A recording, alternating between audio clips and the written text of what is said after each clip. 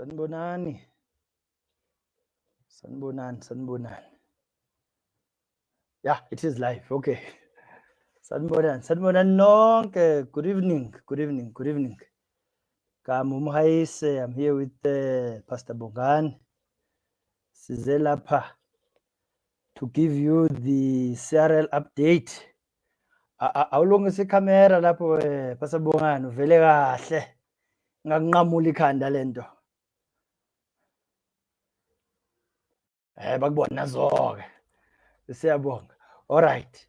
If we can just quickly just pray bese siyaqala ke, but the purpose of tonight is to talk you through the whole CRL journey. Uthi qale phi, yahamba phi, kwenzekalani njengoba sizofika nje namhlanje. Let us pray. Father, in the name of Jesus, we humble ourselves before you tonight. We thank you for this time. We thank you for this opportunity. We ask that you help us in this session, O Holy Spirit. The purpose is to inform all interested parties on the progress of what has happened in the CRL mediation and where we are. We believe in your word that says you shall know the truth and the truth will set you free. And so that is what you are aiming to provide to your people tonight. And we surrender everything unto your holy hands in the name of the Father, the Son, and the Holy Spirit. Amen. Hi. Awukubathatheke Pastor Bongani. Thank you. Let me mute. Sizowenzani la? Good evening. Ngiyathemba ngiyezwakala. I'm not familiar with this technology thing. Hayi siyakuzwa. Few days of, I can say, few days learning this now. It's fine now. Everything can improve. So, but andika not wasting time.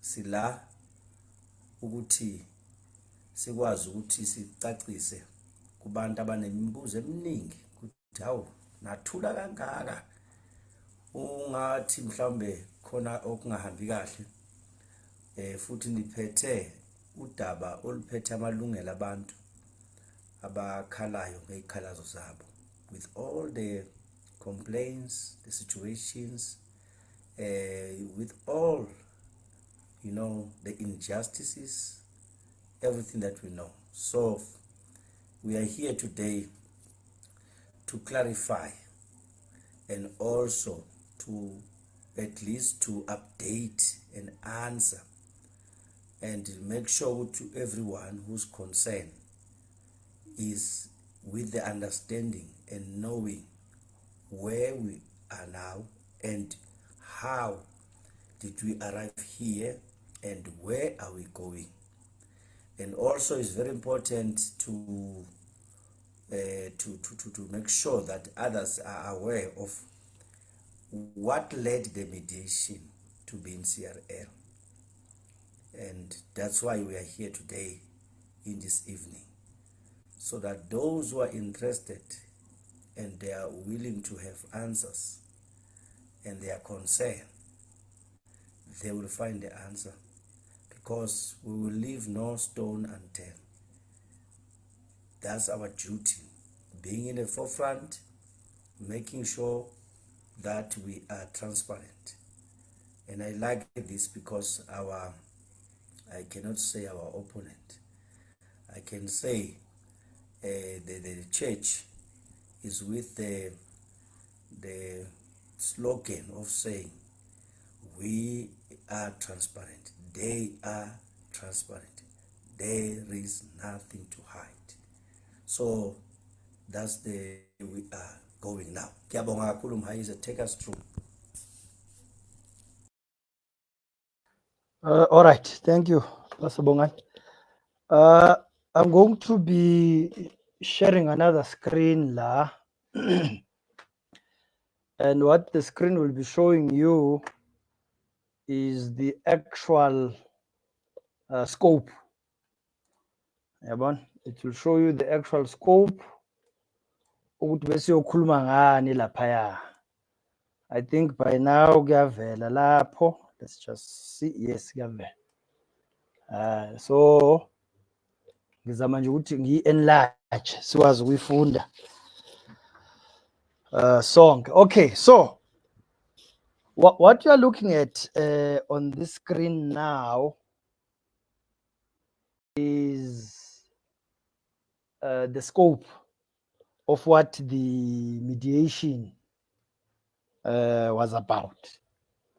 And if you see here at the bottom, we've got the date of 23 November 2021. And uyabona lapha in red, it says the mediation is between Universal Church of the Kingdom of God and the former pastors. It is alleged attacks on the reputation, name shaming, and tarnishing of the image of former pastors.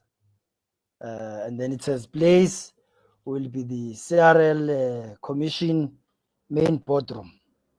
Kusho njalo lapho.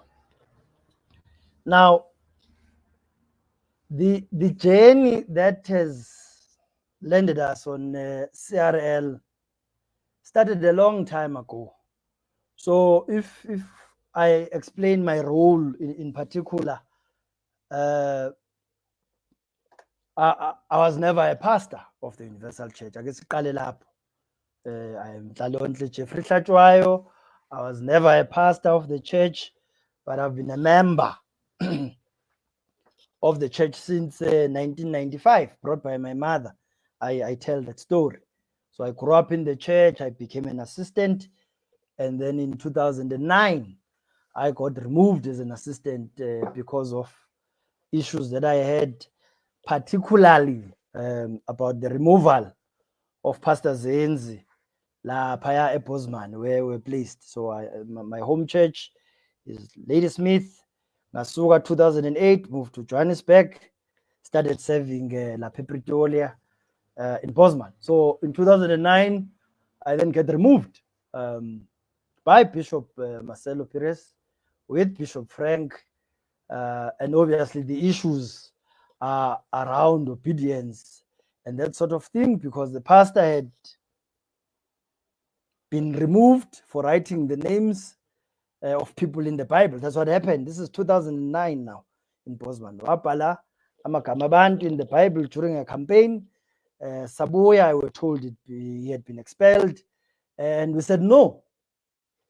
We said no. So I led that revolution in 2009. There were a couple of other guys were with me, where we said, we feel that the way that it was done was unfair. We want the pastor back. We even threatened to stop serving on our own. So that is the history, okay, of where I get involved. And obviously, another highlight we need to make here is that in 2009, when abafundisi went and wrote to the Sowetan complaining about their ill treatment in the Universal Church, our church, I was part of the assistants who got isiqebhezana sephepha that then said, write to the Sowetan, tell the editor there that, hey, let's show abafundisi they are wrong, they must investigate properly. And obviously, as you guys already know, whatever happened in that article did not succeed. Nothing happened out. That's what happened. Okay, so there's that background. And so fast forward to lockdown, and we see the movement happening on social media. Still a member of the church. My mother is in the church. She's in the Mama's group. So our interest in the church has never ended. They were still very much involved, So this movement happens for a long time, and then obviously during lockdown it intensifies. There's a lot of things that are being said by Pastor Bongani here, by Luthando Jumba ngale, And a lot of people are coming up, they're saying things, they're revealing stuff that is happening in the Universal Church. And as it happens, we are members. I'm in Park Station. We're being told to block these accounts, shut them down. These people are bitter. All sorts of things are being said, but they are just not stopping. All right. So let's fast forward again to now 2021. Now in 2021, we start seeing the struggle maturing. This is where then in February and March of 2021, we now start seeing pastors going to the CRL and they are going through a hearing process. Bayafika abafundisi lapha, including the late Pastor Ntsikelelo, bless his soul.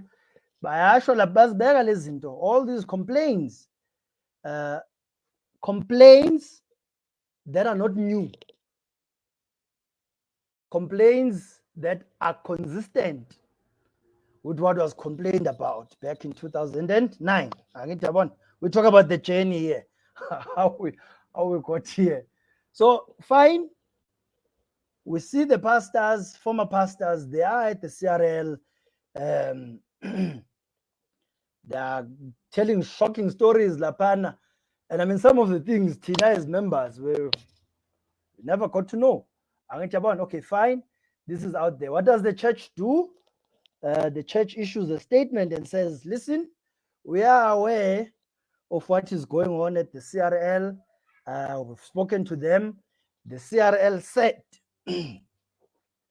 at a given time, they will then give us as a church an opportunity to come and answer for ourselves. That is the statement from the church, if I were to summarize. All right. After that, nothing happens. Nothing happens. We don't see the church going to answer for themselves. Life carries on until June. I think June 16, when there was a march now outside the church. Bafika bona uPastor Bongani lapha. There is now a protest coming from Gandhi. The thing is getting serious, Mos. They are there. It's the same complaints. All right. Again, we don't hear anything of what then happened after that. Now we are in August. We are now in August 2021, where there was that meeting at the park in Bara. And obviously, in between, there are these last 72 hours session that Pastor Asip, I'll call him Jumba from now on. He's busy with those 72 hours. People are coming in, they're telling their stories, and it's shocking as we go. And so it is now August the 8th, I think. It was August the 8th. I went. That is where then I personally now, me, I went to meet them face to face and then to really get to understand the feel. And we are saying they've got valid grievances. Okay. So what happens from there on? I now then join a group. There's a WhatsApp group called Christian Fighters. I become a member of that group. I think it was run by our brother Jason. Become part of that group, and the group is to mobilize. The whole point is to say, hey, let there be some reaction. The church needs to account for these things. The church needs to account. So around the 10th of August now, 2021, I then say to the group as a question, Pastor Bongani will verify this.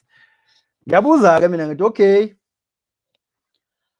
out of everything that has been done throughout, all this agitation and all these means that have been applied so far, have we had an opportunity yokuhlala phansi with the leaders of the church, raise what the issues are, and get a feel from them if do they acknowledge the wrong, are they committed to fixing or not?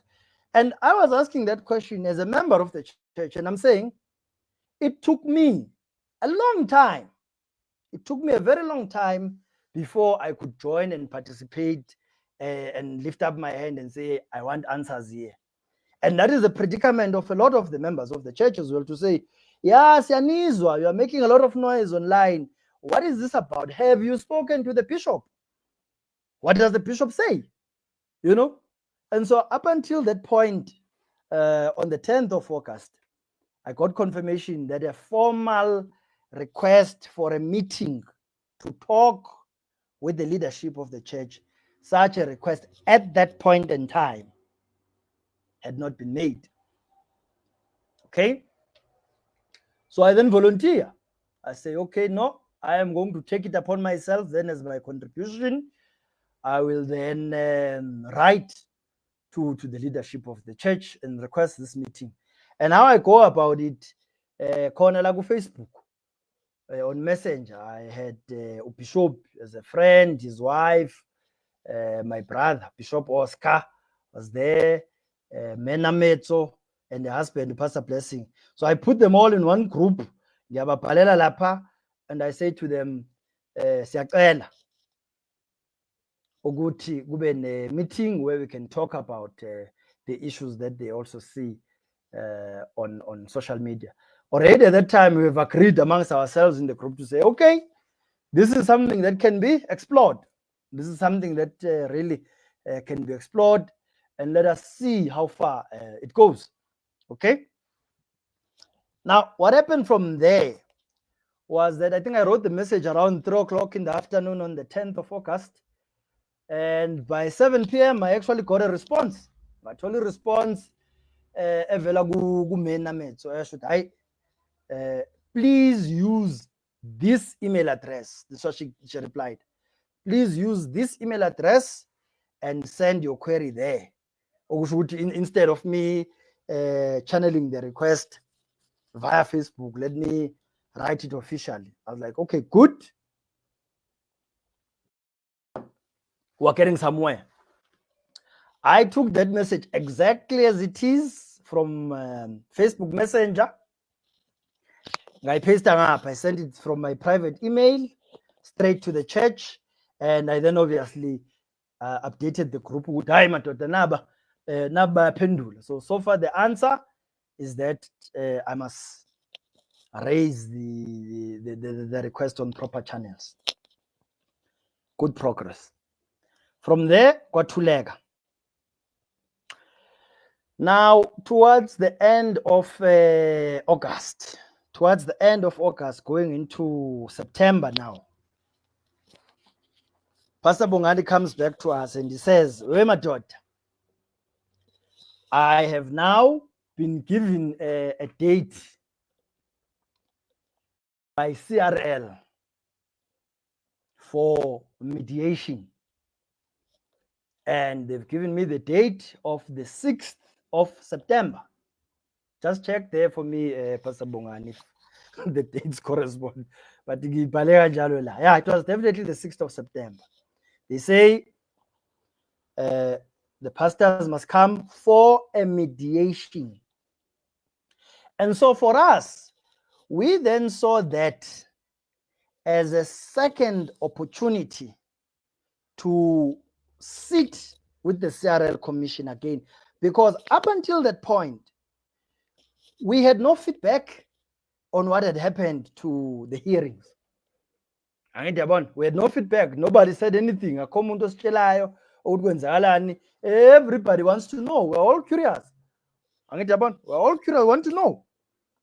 I mean, for example, during the hearings, if you go online, you're going to hear the commissioner there, the chief commissioner, was a CRL, listening to these grievances from the pastors. He went as far as saying, what this church has done is a genocide. Something must be done here. If you go to, what's this thing? If you go to YouTube, you'll find that. And so we waited that something will happen. So when Pastor Bongani then comes towards the end of August, close to September, I know they gave us a very short notice to prepare. It was a very short notice. Udai, no, nice CRL Sibuyile. It is CRL. They want to now talk. There's going to be mediation. So we say, all right, great. What we then did was we created another group now, separate from the other one, laying it. It was Christian Fighters. We then created a separate group for preparation now. Which is in a much more organized. Sorry, I'm just answering my mother here. So we formed another group, WhatsApp group. In that group, there was myself, so I became the chair of that. Pastor Bongani, Pastor Zains, Pastor Kelvin, Brother Jason, Pastor Asip, Jumba, and I think the original one had Pastor September as well. And we would sit on the calls for hours on end discussing the matters of the Universal Church and how they need to be resolved and what exactly we're going to say when we get to CRL. If you recall, most of you will remember that we then also hosted an Imbizo, CRL Imbizo, hosted by myself. This was on the 4th of September, where we had other people now, not just this group, we had other people who came in to give their ideas and to, support and make sure we represent everybody. Okay. And then the 6th of September came, the day of the mediation. I forgot to mention that in that group, the preparation one, Pastor Amos was part of that as well. So yeah, these were the pastors: Pastor Amos, Pastor Zains, Pastor Kelvin, Pastor Bongani, Pastor September, Pastor Asip, myself, and Jason. That was the original group. And then on the 6th of September, so I'm sure there are still photos online of that day. We were sitting there in the cafeteria, preparing to go in. The mediation is set, and we then wait for the delegation now from the Universal Church to arrive. And they arrive. There is my brother, Bishop Oscar Hlajwai. And there is Mena Metso. And then there was their lawyer, Mr. Martins. We're like, how? Oh, Pimanje Lobaba. Where is Bishop Marcelo Pires? We cannot sit in a mediation without the men. We had a lot of back and forth on that day. But the conclusion was, we will not be able to proceed with the mediation sitting in the absence of Bishop Marcelo. He is the critical component to this. And a lot of the complaints by Pastor Bongani prior, they involved him directly, him, the man. He must answer. So yes, Bishop Oscar, they told us there that no, the church does not belong to one person. It's a unit. Bona, the two of them, they represent the board of the church. We said, it's fine. We want to talk to the men. Let the men, the bishop, and the board then come and answer these things here. I remember that the commissioner at some point even asked us, no, why don't you guys maybe present here today what the problems are so that we can see how far these people present here can answer and, and whatever then that they can't answer, the bishop must come. We said, no. We refused. And we said, already we are coming to the CRL Commission with a pending matter of hearings. We don't know what happened there. We don't know. So we can't then be engaging in other presentations for the fun of it. We're not there to waste time. Now, this is where The commission then explained to us the difference between the mediation and a hearing. They said a hearing is done in public for everybody to see, and everybody makes a presentation. When an engagement, it's public. While mediation is to put the parties on the side, talk to them, see if they can find each other. That was one. And so they said, in their words, I'll quote them, Utulo Mamalo, the commissioner, we must not worry about the hearing. This is what she says, closing the matter on that day. She says, no, don't worry about the hearing. That matter is still pending. Kumbula Pastor Bongani. That matter is still pending. We are now starting this mediation. So don't confuse and conflict the two. We're like, okay, good. It was at that same meeting on the 6th of September where the commission then said to us, Siyanicela, please, can you, in the interim, while we were confining a date and bringing both the parties together, can you cease fire? Certain how cease fire. Cease fire. Yeah, no. There's been a lot of things that were said online, and I mean already the lawyer of the church, besides having a problem with me personally being there, because he had an issue with that. He had a big issue with that, to say, when you funanla, you remember, you're not a pastor. This is a problem of pastors. And I had to argue and say, no, as members of the church, we are concerned. We are concerned. You can't take us out. It's not happening somewhere in a cloud. So fine, that was sorted. But the lawyer raised concern to say, especially because of the imbizo that I just mentioned, which it was already online. So they had a problem with that. And they said, no, these things must not be broadcasted. We can't speak about it until the matters are finalized. Wascela Commissioner Kama of the CRL. She says to us, please, can you cease fire? Okay. Now, the ceasing fire meant what? It meant we are no longer going to be actively writing things on social media. I mean, me personally, in any case, there was never anything personally now in my capacity. But where the issues were focusing on was on the Lutando Chumba page. I mean, this is where most of the traffic was happening, and then you had stuff happening on Pastor Bongani's page. So now we are at a ceasefire, and this ceasefire is interfering with this last 72 hours, for example. Sihleli lapha in our group, they would argue for hours. we would argue for hours between ourselves to say, Aibo, when they say ceasefire, how do we know that the church itself as well is not continuing with the attacks? Because we must balance, pen. Can't tell us not to attack. It needs to, Okay, so that was one, the ceasefire.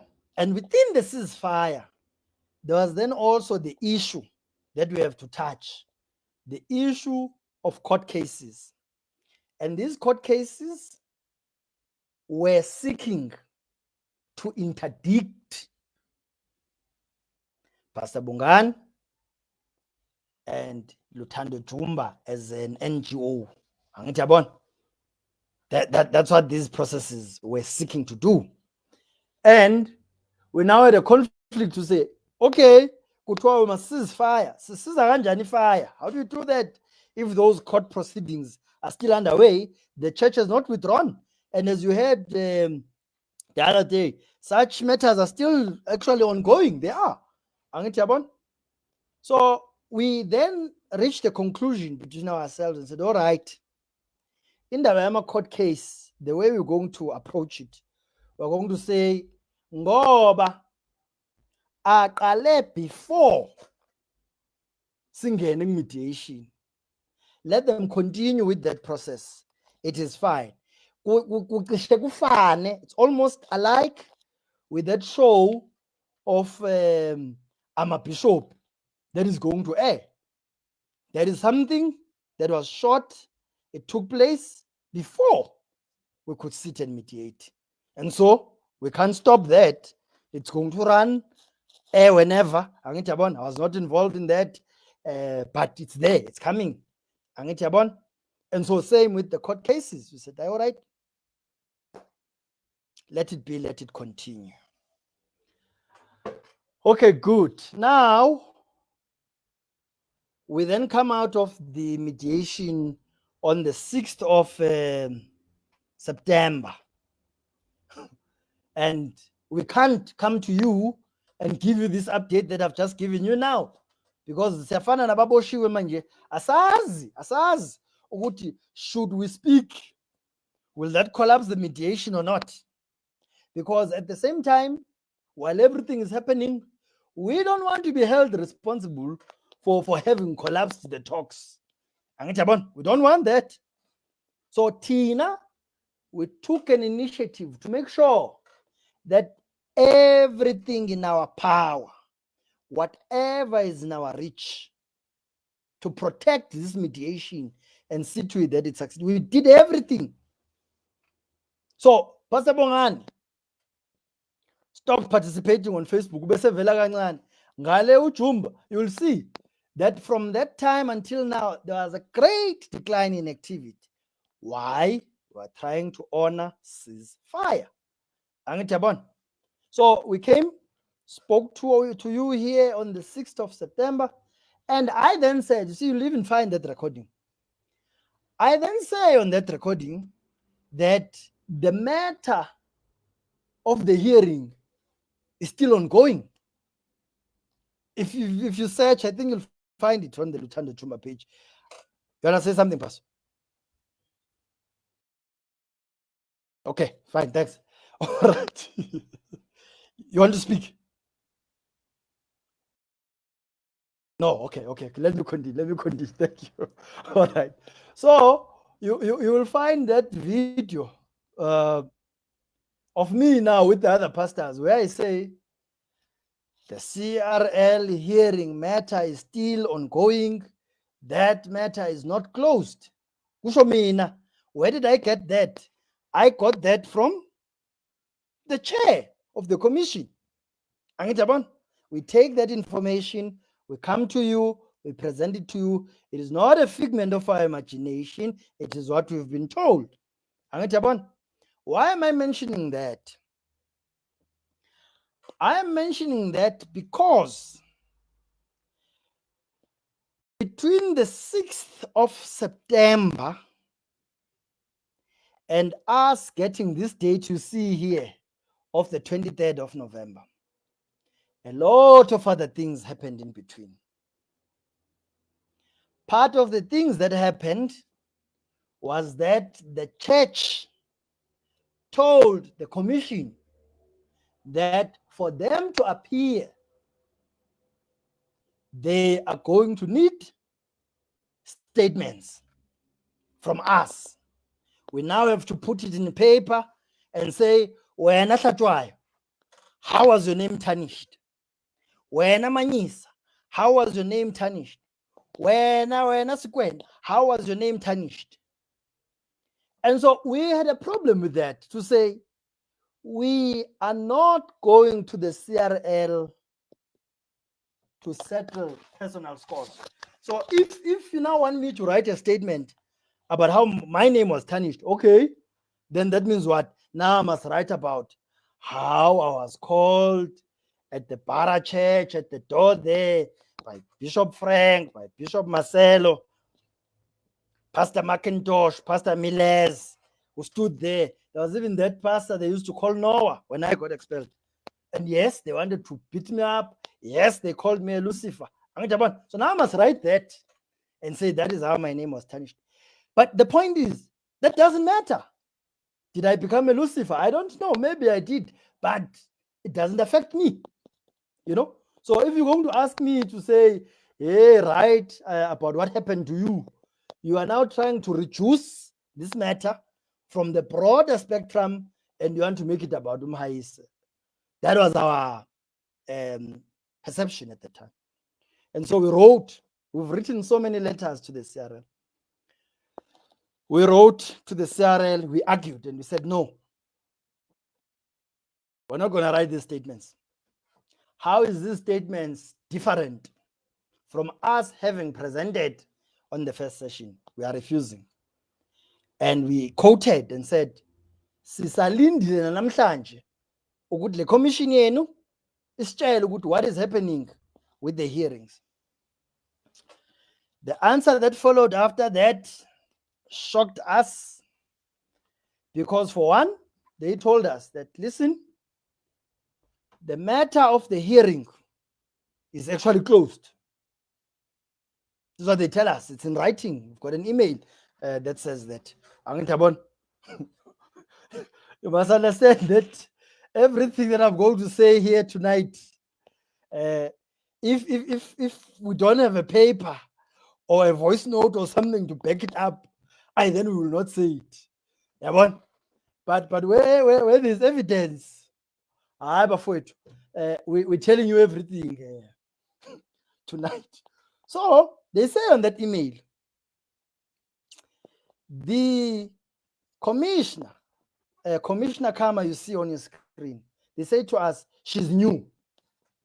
How is she new? Because she appears if you go to the videos of the mediation, no, not the mediation, the videos of the hearing, we have lapha. Yes, she didn't chair it, I accept, but she was there. But no, she's new, and it was wrong of her to say the matter of the hearing is still ongoing. That matter is closed. They actually sent a referral letter, gave it to Pastor Bongani and said, hayi, le nto zinto nizifunayo, labor related, go to labor. Health related, your vasectomies and whatnot, go to health. That's what they say. So according to them, the hearings matter is closed. There was a problem for us. And it is also a problem for the church. I'm going to mention that when we got to the hearing, now on the 23rd of November, the church also had a problem with that, because again, up until namhlanje, the 22nd of February, you will not see the church. You're not going to see Bishop Marcelo. I call him Matambo. You're not going to see Bishop anywhere in the CRL Commission explaining the side of the church. And so they had a problem with it. Oh, Nina Nitel sends the genocide. But it didn't give us a chance to answer for ourselves. And that is a flaw with the commission. All right. So we then realized, no. We have to submit these statements. We can't do otherwise. Hey, we said, now Pastor Bongani must tell us about Daily Sun. Yeah, what happened? His church, Yavalwa, continually landlord. You know, stories now, where we now need to make sure again, there is not just random stories. It mustn't be lies, Pela. We need to give an actual account.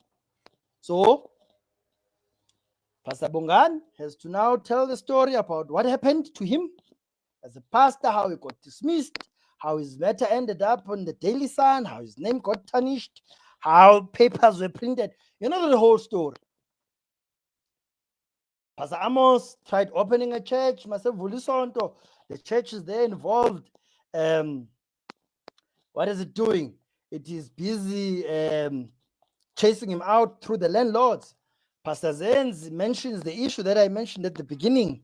He was humiliated in pastors' meetings. And then he eventually leaves while he's in PE, he's called a thief. There's all these things that are happening. Brother Jason yabhala lapho ukuthi as a keyboard player and a musician of the church is not paid. Kunezinto naye that akhala ngazo. We compile these statements and we send them to the commission. The commission receives them and we wait a little while. And what then happens is that we get a date of the 23rd of November. Now, let me highlight this again. Before we got to the 23rd of November, we had a lot of meetings. This thing here that we're fighting, it doesn't cost only money. It costs time. It costs your mind. It's a lot. The time, the effort, we sit talking and deliberating. It's a lot. So we spend a lot of time. And we then drafted a document, which I'm going to share as we go. We then drafted a document that we refer to as a peace deal.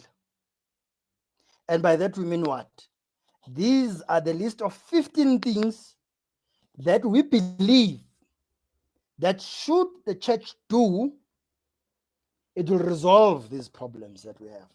So we compiled a document like that.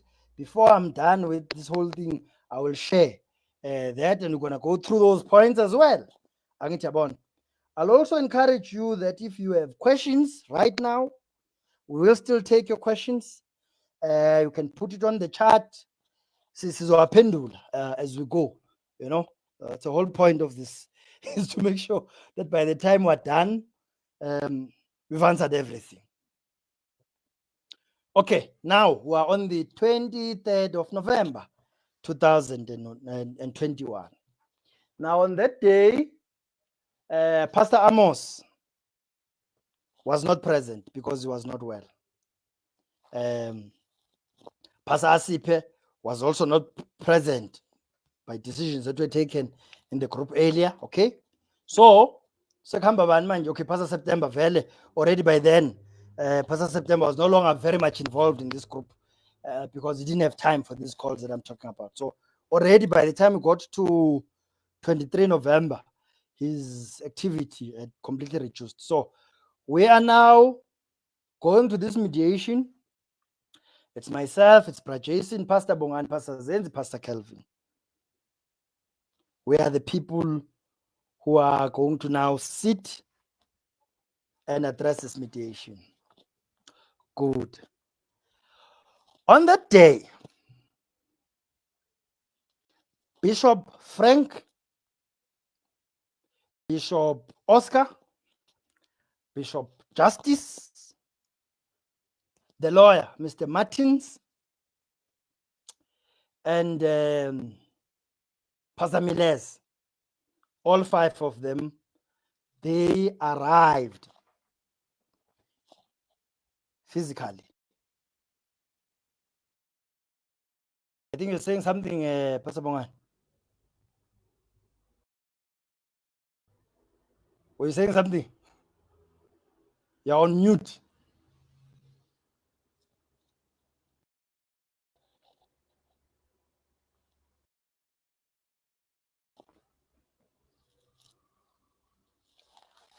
Angaza ukhuphule lapha ivolume asikuzwa. I can't hear you. Ngiyabona niyakhuluma.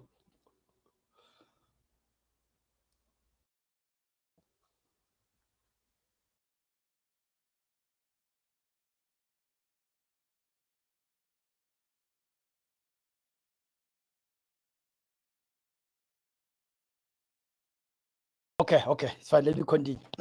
Thanks. All right, so bayafika Bishop.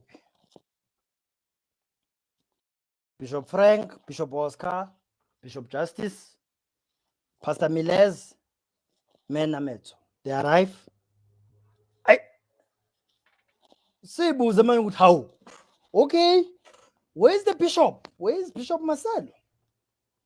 I can't know. They've made arrangement for the bishop to join the proceedings online.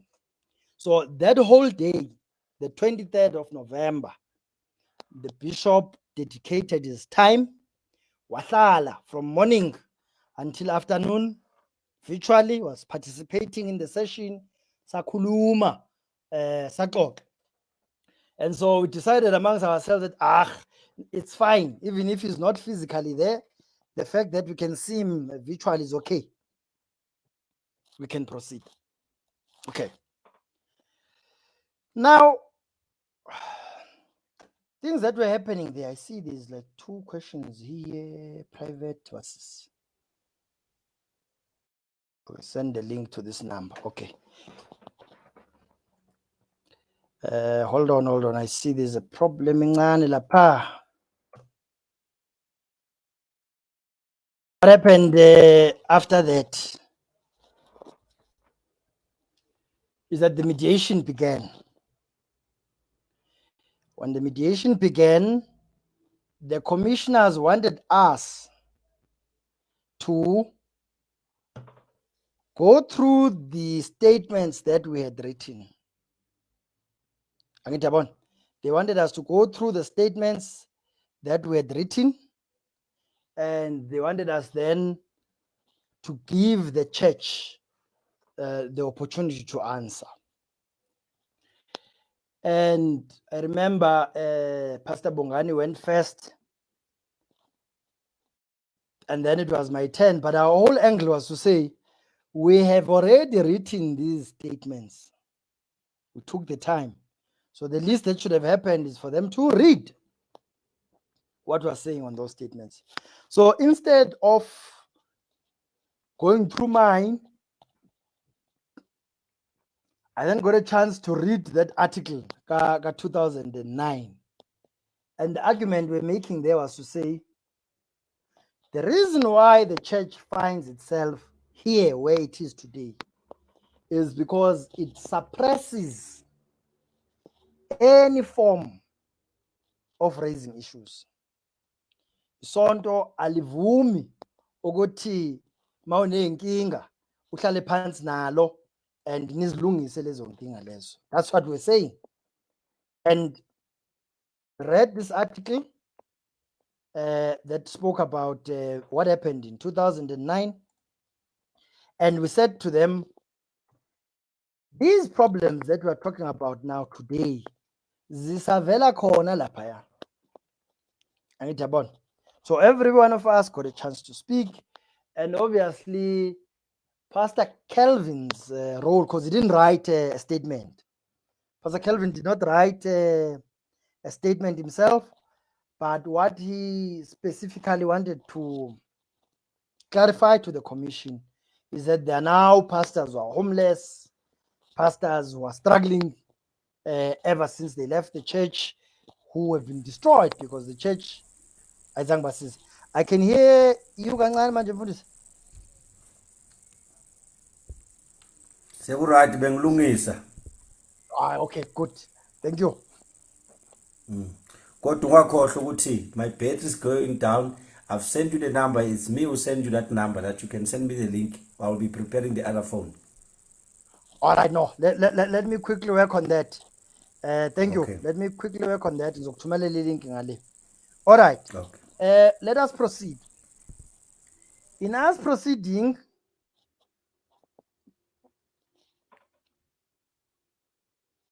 we go through the presentation that we wrote, the statements.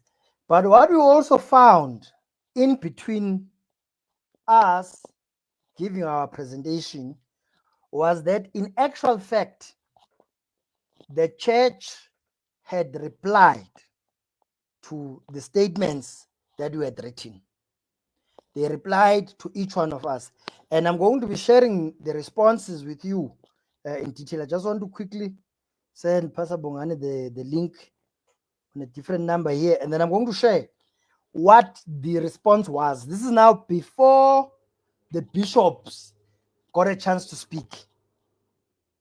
So after we sent the statements, the Bishop Marcelo replied in writing, sent that to the commission, but that response was not given to us until we started presenting Lapan. And so that is what I want to now go through as to what the responses were to each one of us who had written to the commission. That is what I want to quickly then share. And so from there, what happened was that the bishops then started talking, responding now. Baqala baphendula manje ngomlomo. But this was after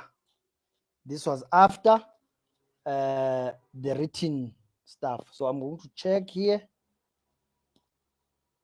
Yeah, it starts here. So that page that you see, I hope I can zoom it enough so that you can read. I will be going through this document. I just hope it shows kahle. All right, this is the best I can do here. Now, this what I'm showing you here is the actual response that Bishop Marcelo wrote in response to each of our grievances. Right. So it says there to Jason Malehe. He says, I've no recollection of Malehe and have found no record of him ever working for the church. I'm sure you saw a post from Jason the other day. Can you believe that the church says they don't know me? It's coming from this document here. He was a member of the Universal Gospel Choir, but there is not an employment position. We have had several volunteers assisting in the church with different administrative duties and playing the keyboard during services in a number of churches, but they were not employed by the church. According to our Human Resource Department records, no Jason Malehe has worked in our media or Unipress departments.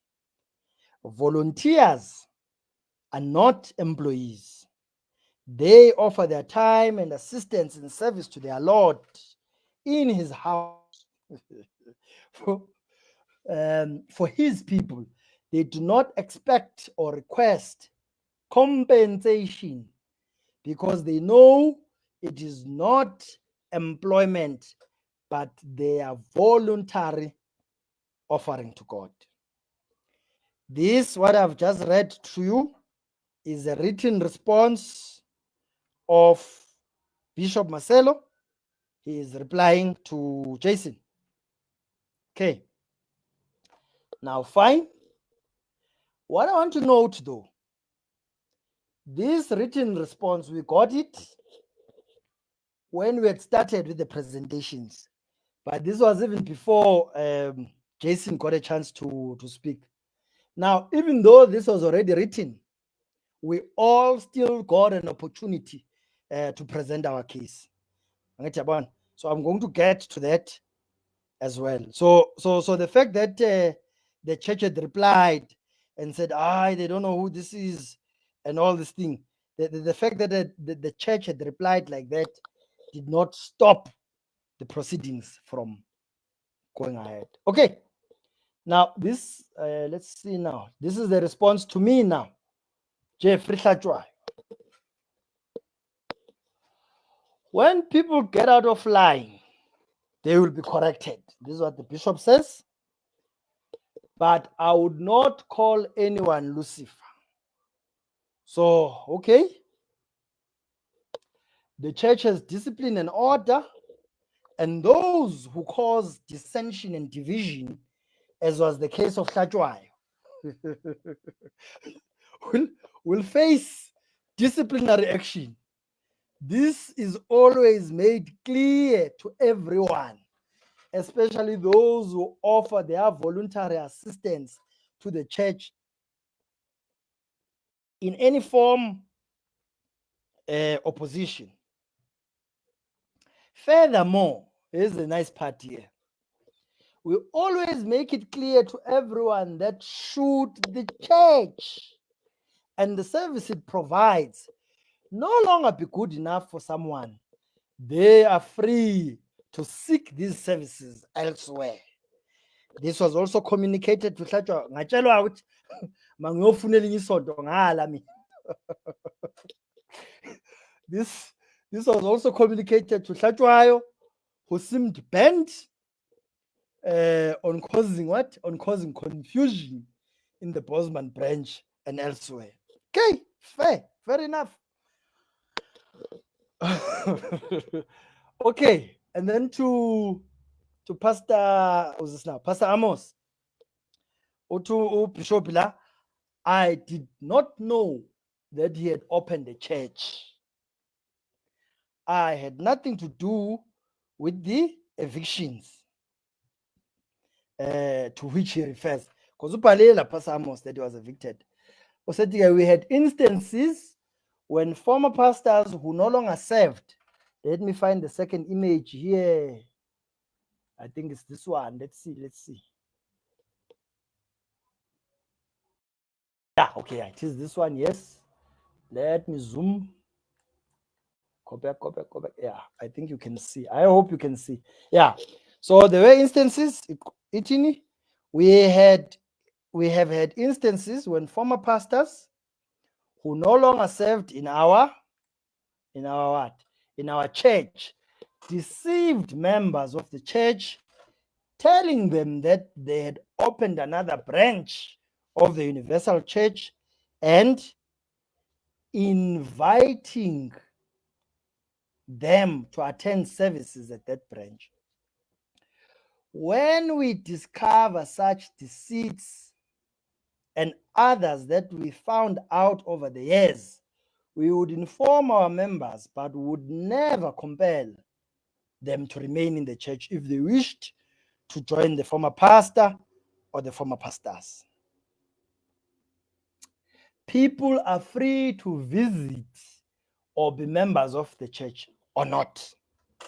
This is the response to who's this? Pastor Amos. Okay. Now to Pastor Bongani. Pastors are not employed by the church. They offer voluntary service.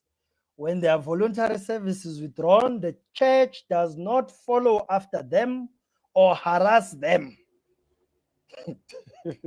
We still consider them as souls. You are a soul, Pastor Bongani.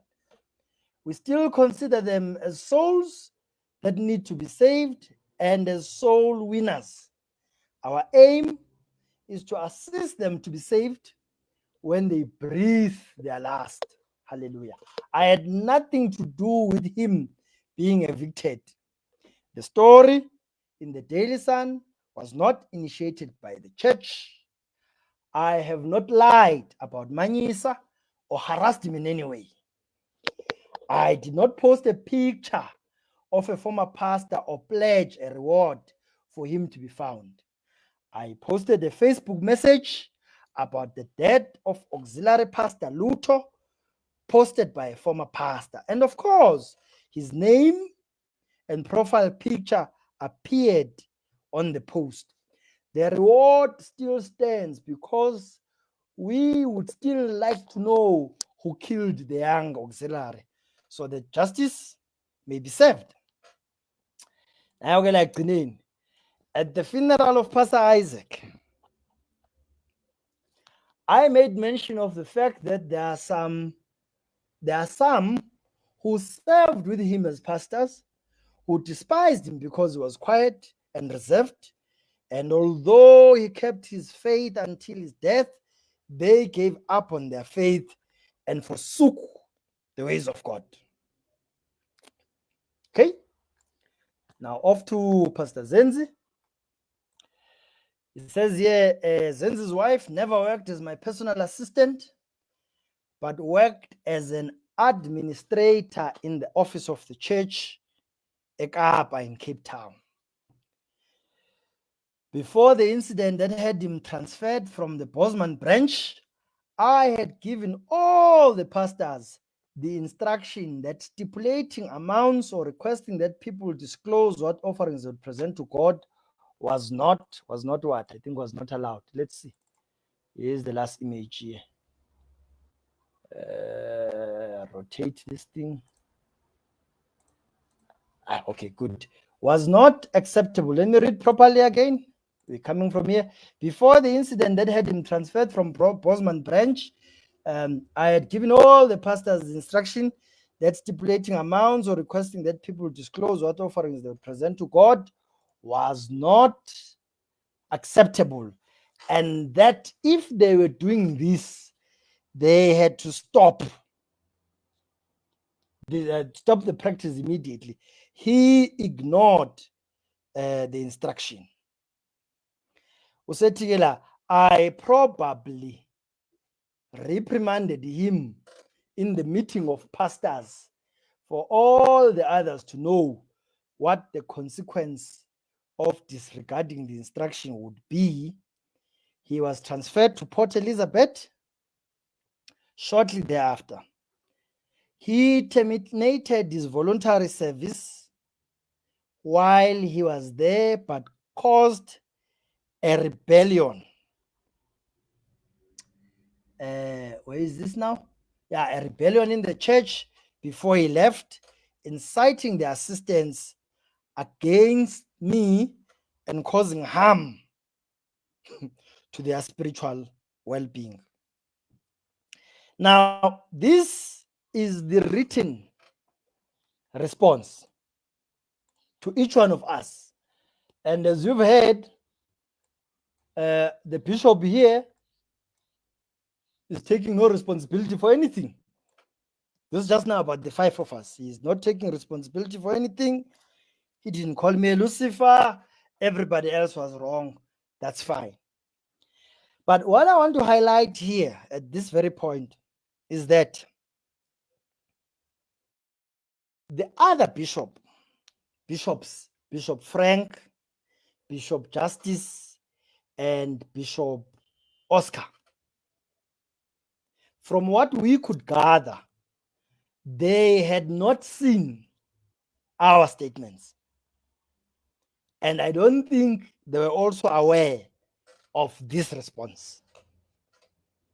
Because as soon as they got a chance to speak, so it started with Bishop Frank, it went to Bishop Justice, and then Bishop Oscar was the one who wrapped up with Bishop Marcelo, then right at the end, closing.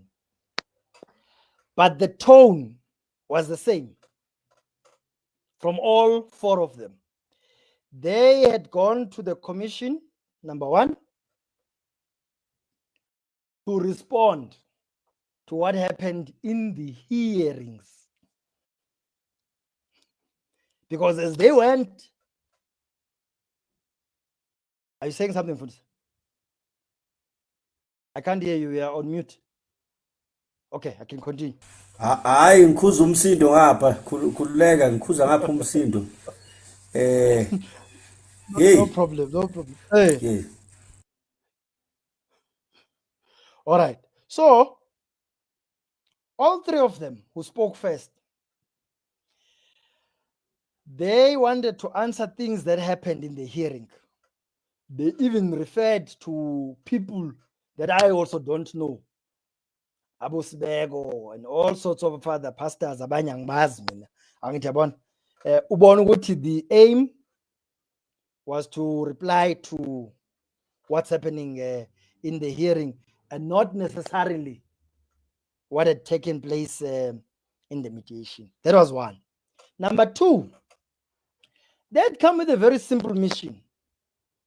A very simple mission. The mission was to make sure that they inform the commission of how corrupt these former pastors are. They came gunning for Pastor Bongani, talking about his dismissal, talking about his adultery case, talking about that at some point he got monies in terms of his UIF and everything. So the aim was to reveal, if I can call it that, to the commission that these pastors who have come now to raise issues to the commission are not as innocent as they may want to appear. They went as far as saying, Bona as bishop, while they were pastors, they were abused. They were abused by who? By Pastor Kelvin. But Pastor Kelvin, why this on Konondo, la Pepper Station, a Sajwarabi. It was fun. But yeah, no. Pastor Kelvin, the Pastor Zenz, while they were in the church, they're very harsh, very strong, and no mess, they're ruthless. So they are surprised that today these pastors have come to complain about the treatment in the church because it's nothing new. But the tone was full of anger. Was full of anger. Full of anger. It was funny because, especially in my own statement, there's a line there. I must find it. There's a line there where I say the bishops were very angry. If they had a way, they could have beaten me up. I say that in my statement. I think I'm going to try and open it here. There's that section where I say, yeah, on the day of my dismissal, the bishops were very, very, very angry. Here, I think I found it. Let's see. I hope it shows there properly. Okay, let's see if I can zoom it one more time.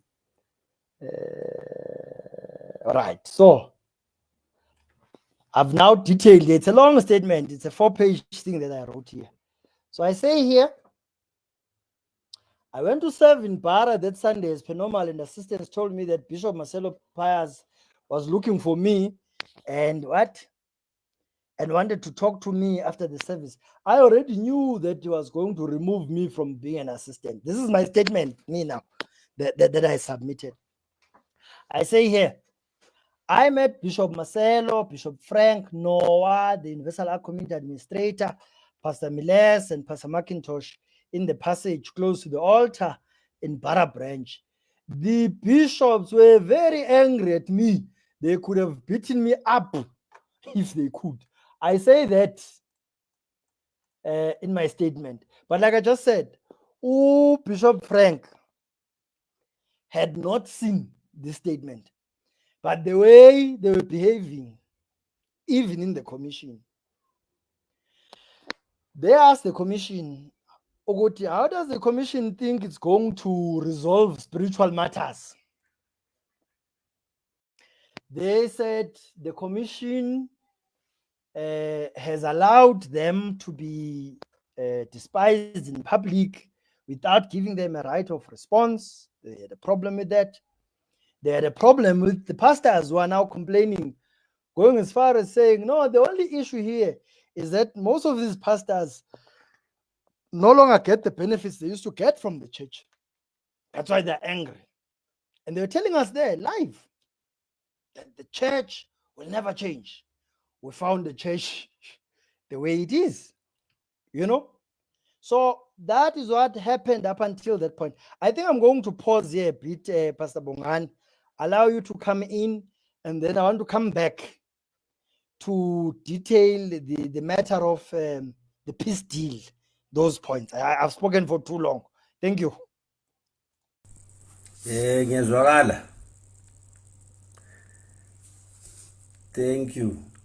Hey, yeah, it's amazing, you know. To be honest, I was surprised the response from the bishops, of course, because they were all present as the leaders of the church, but who never even gave themselves time to read, at least to read the statement, the grievances that we wrote down. They just came to be personal, to bash everybody. It's amazing, really. It's something that it is really amazing.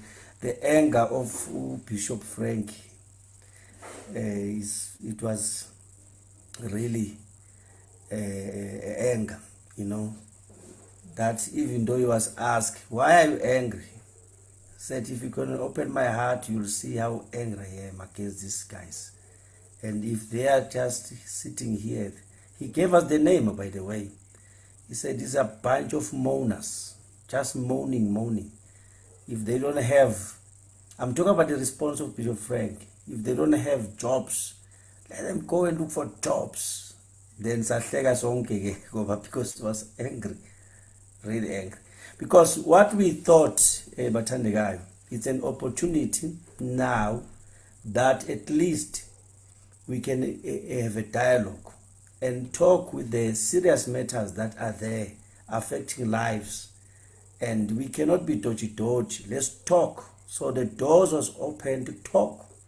For the first time ever, at least, to sit down with all the bishops that we never had opportunity as pastors and also former pastors after, to say something, reasons, even if you are caught in sin, even if you did something wrong, but there are ways, to solve, not the way they are solving, because what they are doing, they are really destroying your life, your future, so that you cannot stand. That's the reason I had to approach CRL. Said, no, it's becoming bad, and it will look like it's me or other former pastors who are attacking the church. But let's look at the matter. Let's sit down. Let's look at the facts. Let's be real. You are bishop. You are a man of truth. Remove the lawyer. For the lawyer, sit there. Do not allow the lawyer, the unbeliever lawyer, to talk for you. Speak as a man of authority, so that we can solve problems that are there. We are not fighting, we are talking. Let's talk. So it was a great opportunity, but it seems as if anger was the only thing that was dominating. It went to the point even the CRL had to stop, reprimand the bishops. Bishop, don't talk like that.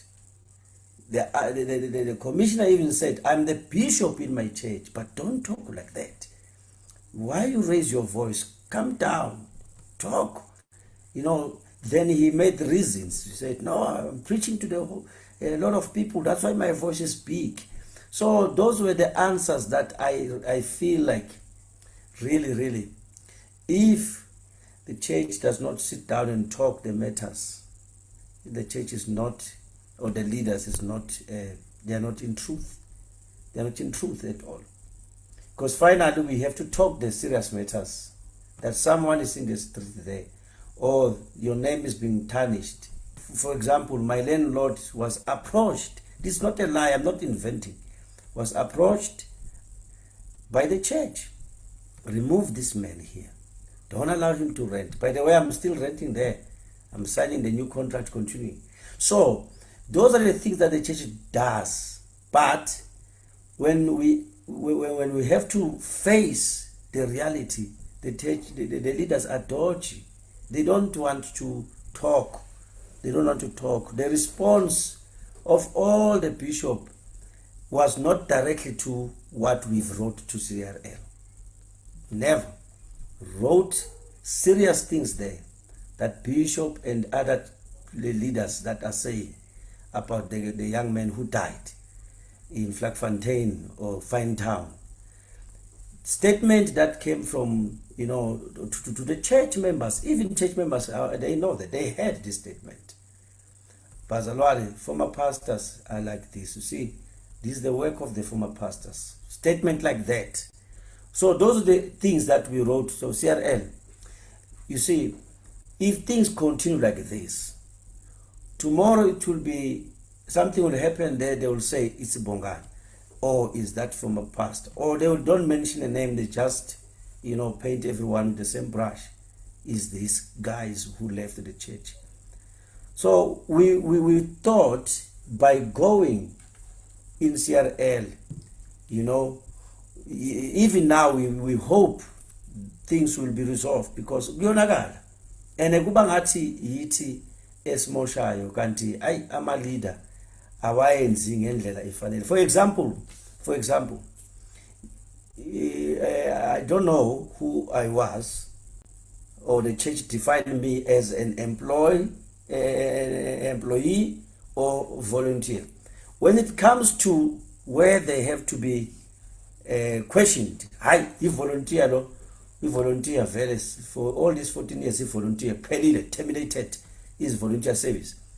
Ngapha they answer ukuthi hayi uBongani ulwa mahala wayithola imali zakhe njengani njengomuntu beyiqashiwe ngoba azange ngithola imali lakuthiwa nje it was UIF and what was due to me as an employed person.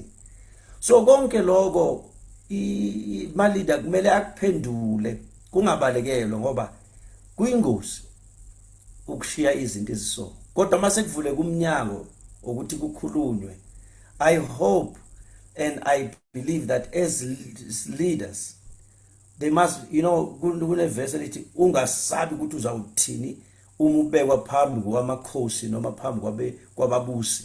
You can't be afraid because it will be given to you in that hour.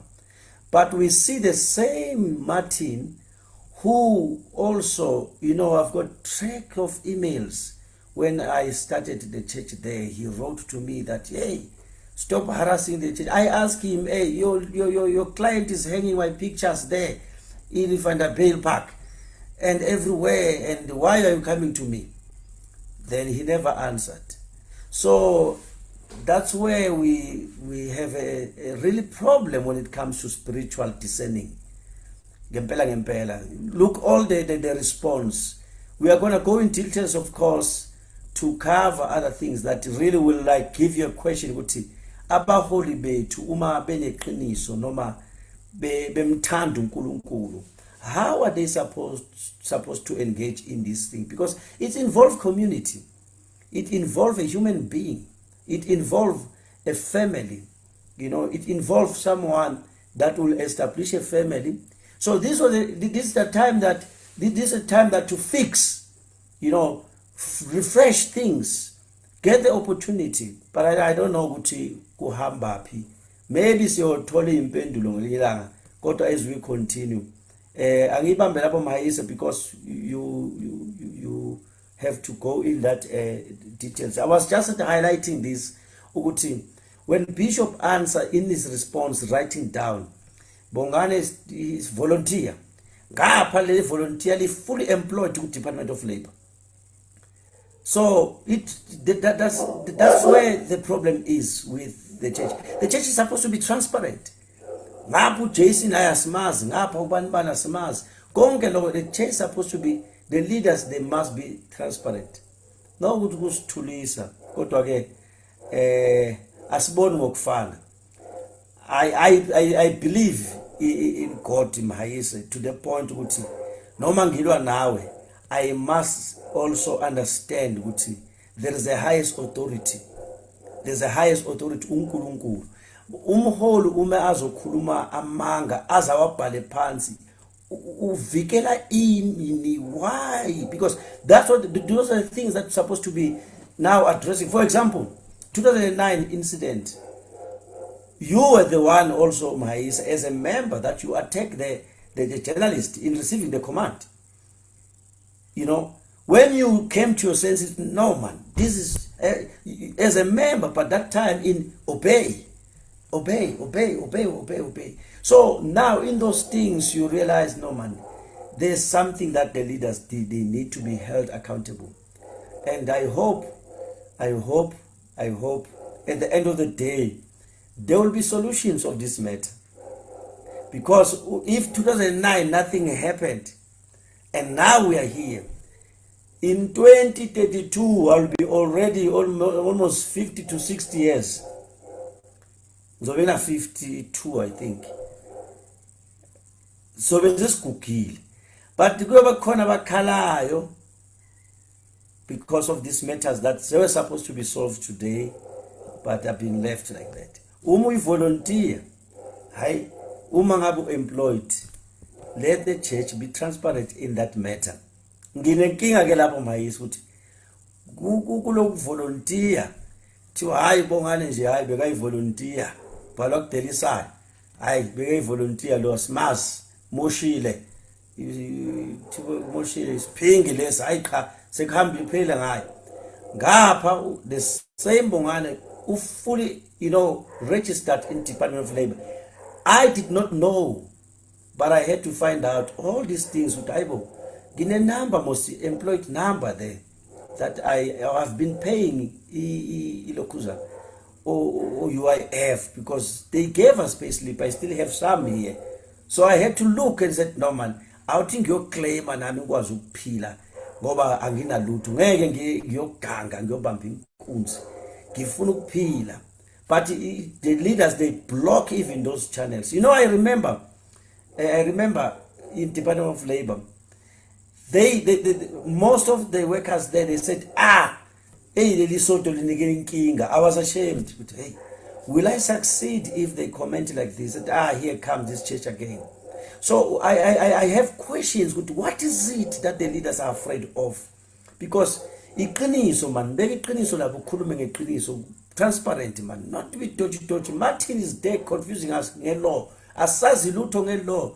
Ufuna ukusiconfuse ngamabomu so that we can do mistake in talking, then they go to the high court. Mbopheni lo ukhuluma into you see those things, the Christian faith, it does not allow leaders to act like that. Angibambe Mhayise ngizawungena kahle ithi ngikwazi ukuthi mangabe ngiya disconnecta la because I'm 6%, I will connect that side. I think it's so simple like that. All right, no, I got you. I managed to send you the link on the other number, so we're good. Thank you very much. So the part that I want to cover now is those 15 points that we put together and we refer to them as the peace deal. And by the peace deal, these are the things we say the church should do in order to fix the situation. So before I touch on that, let me answer maybe a question on somebody's mind. Oh, why today? Why today on this day of many twos, 22 February 2022? Why did we choose today to come and give this update? So today is a significant day because we were meant to have gone to the CRL today for the conclusion of the mediation. And then the same lawyers that Pastor Bongani is referring to wrote letters to the commission forcing a postponement. And the postponement yakhona is for April. So what had happened was, when we met on the 23rd of November, like we say, they fought and said funny things. We then wrote a written response. Sabapendula. Pastor Bongani wabaphendula one by one to Bishop Frank, to Bishop Oscar, to Bishop Marcelo. Ngaphendula nami. But in that document, these 15 points that I'm going to be talking about, we included them there. Why did we do that? It's because when the session was concluding, at the end of the first session, the commissioner said, please, ceasefire, right? At the end of this session now, the 23rd of November, the commissioner says, please, can you all, when you get out of here, hambani, go and find solutions? What can we do for these problems to go away? So that was an instruction from the commission. Sahamba sahlala, and we cooked these 15 points. Now, before I touch on the 15 points, I need to address what I call a fundamental ideological difference. Esithi ngesizulu ukungaboni ngasolinye ngenqubomgomo nangemibono of how to resolve these problems between us and the church. I need to address that, and Pastor Bongani will come in later. I hope he touches on it as well. But what do we mean by that?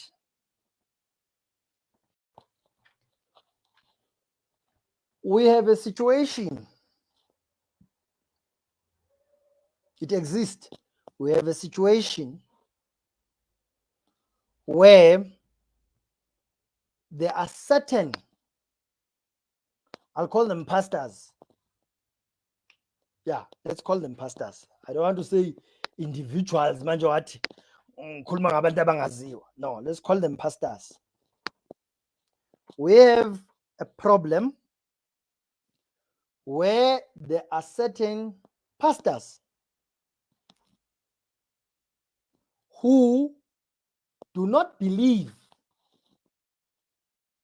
in sitting down and talking.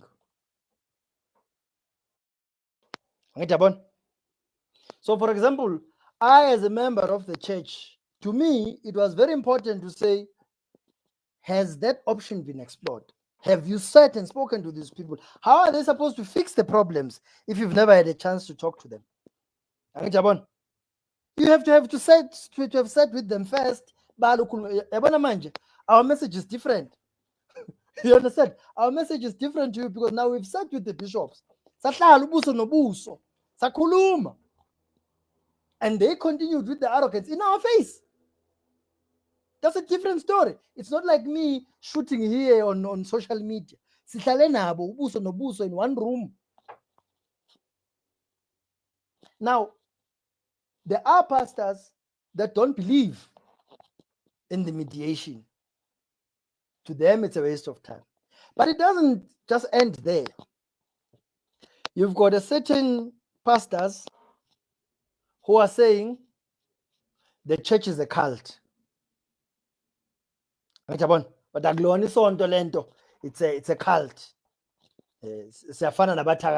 You know, this is not a church. This is a cult, right? So they're saying this is a cult. They want the leadership. They want the leadership of the church to change from what? From Brazilians. And we have pastors that look like me to be in charge of the church. That's what they want. Typical Angola. And they're saying if that doesn't happen, they then want the church closed. Malivalo lesonto livele lingabikho. Uma kuthi alivalwa bathi bazolishisa. So now I can't agree to that. You understand? I cannot agree to that. These are the four things. The church is a cult. The longer it remains open, the more the victims. So, replace the Brazilian pastors, put African pastors in charge of the church. That will solve all our problems. And then I ask, I was an assistant in the church. Me, I served for a good period of time. I think I was an assistant from what? From about 2004 until I got removed in 2009. It's a good number of years. I know of cases where pastors that looked like me were more oppressive than Brazilians. It happened to me. Those are not stories. You understand? So from where I'm sitting, if you're going to change a Brazilian and put a black pastor, you have not fixed anything. It's the same system.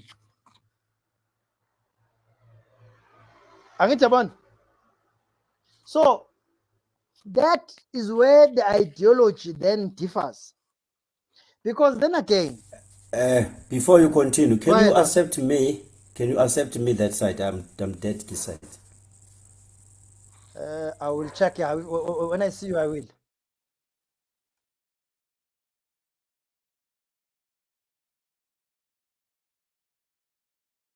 Yeah, I don't see you yet. When I see you, I'll admit you. It's fine.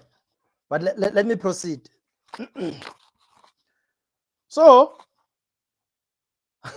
I cannot agree to that. And the thing is,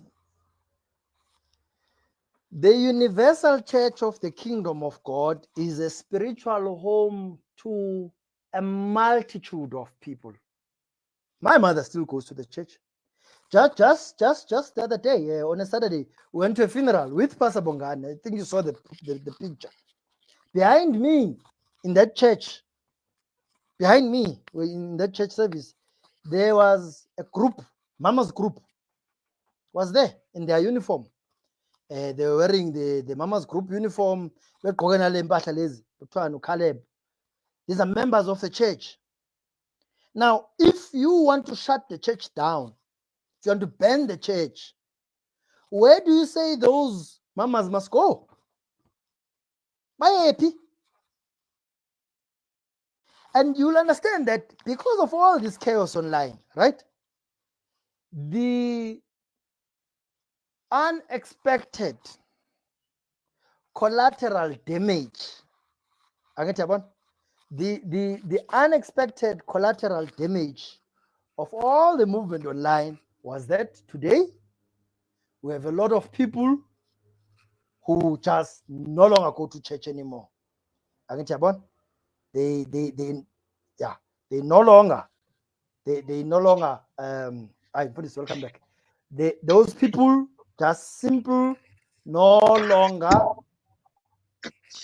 come to the church. Those are souls that are being lost. So we've got this, if you can mute, Pastor.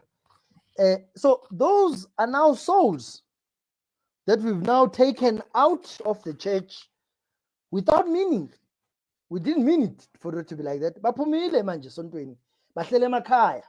It's like those members of the ANC who refuse to go and vote, not because there are no other parties, because they believe in the ANC. They wanted to fix its problems, and then they'll come back. It's the same thing here.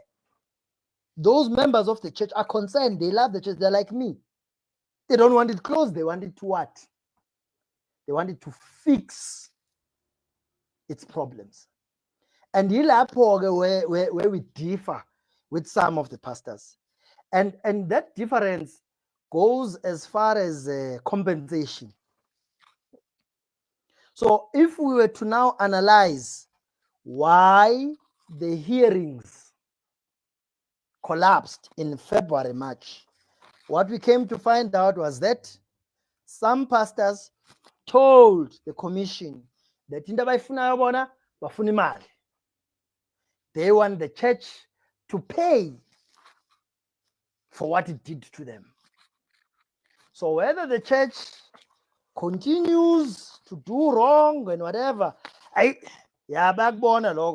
main thing they want to eat, they want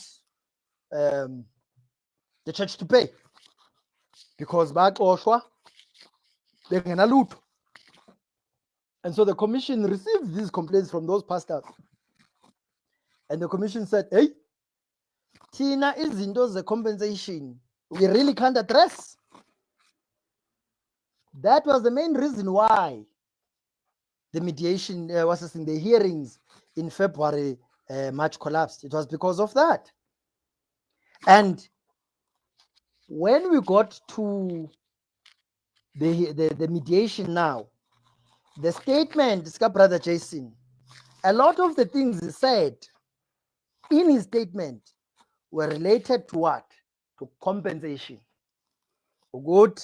He worked for the church, performed gigs, did a lot of things, and the church did not pay.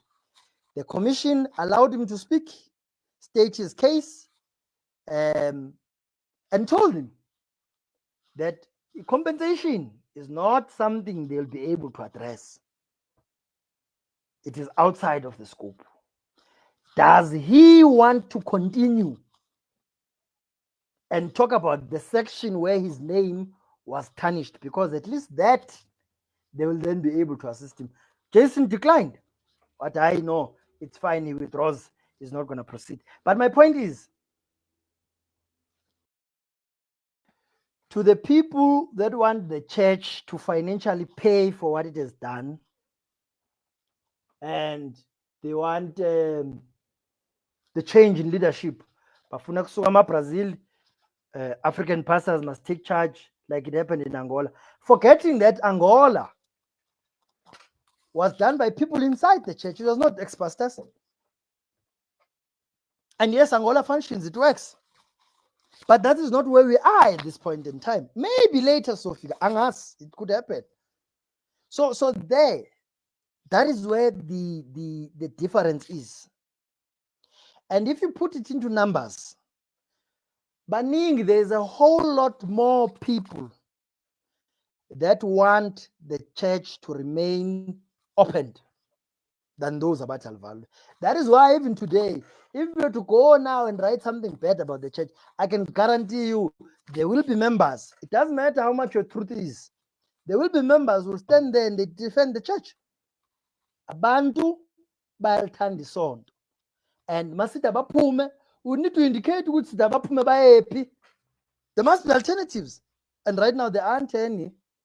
And so the peace deal that we put together was to say, Tinage, if you were to call it a faction, we are the faction that says, can the church remain open? Angithi abantu maliqhubeke isonto livulwe, kodwa can the church start treating its people kangcono? Because the abuse and the way they conduct themselves is not just bad for pastors. It goes all the way down. It doesn't matter who you are. Whether Mama's group, no we assistant in the church, it's right across. Anybody who is there to assist them in whatever capacity. Do we think it's impossible for them to fix that? I don't think so. And again, that is what then leads to this thing. It's a fundamental ideological difference. Okay, so does this now mean ayisabazonda manje labafundisi abathi makushisa isonto? We've got no time for that. No. But I do hope, I do hope that one day they will get to see things beyond, because we are saying we want the church to fix the system for those inside and for those who are yet to join. Because then again, here's a question. If you say the church must close and it must be burnt down, the people that are inside the church now, abasebenza khona esontweni manje, were pastors' wives, were administrators, were pastors themselves, where must they go? Nizobaqasha. Badleni, what must they do? Sebexoshiwe manje esontweni livaliwe isonto. They are there sustaining their lives, yes, under heavy circumstances. It's tough, but they're there. Already we've seen a lot of people who come out, it's very difficult for them to integrate and go back to the society. So laba bangaphakathi mase bephumile bazophuma bashonephi? That is the question we need to answer. So you're not just worried about the members of the church and their spiritual well-being. Yes, I agree. Certain things that were done in the church can definitely be interpreted that the church is a cult. You will see it's things they can fix. Keep their doors open and fix these problems. So let me go through the list of the 15 things that we agreed upon between ourselves. I'm going to bring this back here. There, good shot. So this is the peace deal. And we're going to discuss these things point by point. So siqala la. I wish it could be a little bigger. Let me see if I can stretch it. Yeah, I think I can. Let's see. Good, looks good. All right, so we say number 1. Acknowledgement by Marcelo, Bishop Marcelo, if the ill treatment of servants, acknowledgement by Marcelo of the ill treatment of servants with a subsequent public apology done through the altar and the publication on Universal News. That is what we said. I want to read it from here. I think what I'm reading there is the draft, the one that went, addresses him nicely there as a bishop. Because one of the other things they said is that, yeah, we're only calling them bishops. we're only calling them bishops there at the commission. Yeah, but when we are here online, we are not acknowledging them as bishops. Yeah, so this was the final one that went to the commission. Yes. So let's read from the one they have. So it says here, acknowledgement by Bishop Marcelo of the ill treatment of servants and tarnishing of the former pastors' names, and a subsequent apology, public apology, done through the altar and the publication on the Universal News. So we say this is a start. He needs to admit that, yes, ubathukile abafundisi wabiza ngabantu abangayilutho. So that's where it starts. That's one of the things that we ask for. We say number 2, give pastors and all support staff salaries that allow them to look after their families and extended families. On their departure, mabehamba abafundisi, they must be given financial packages equivalent to their term of service in the church. Number 3, we say, okay, so number 2 is to address the fact that abafundisi bahamba bengenalutho. We've heard that story a lot. So number 3, former pastors who need testimonial letters and certificates of service must have free access to these. The church can make an email address available that pastors can send their request to and receive feedback within a week. Where does that come from? When you now want testimonial letters, you're a pastor for 10, 15 years, you've got no document that you can submit anywhere to say at some point you're a pastor. So that point was addressing that. Pastor Bongani, where I forget, please come back to this and just further emphasize, right? Ngikhona la kuyazwakala. Yes. Yeah, to emphasize that point of testimonial letter, ifuthi iyasiza because you cannot just disappear. I can say disappear. You move away from your family, from all the means of education. Then after 15 years, you come back.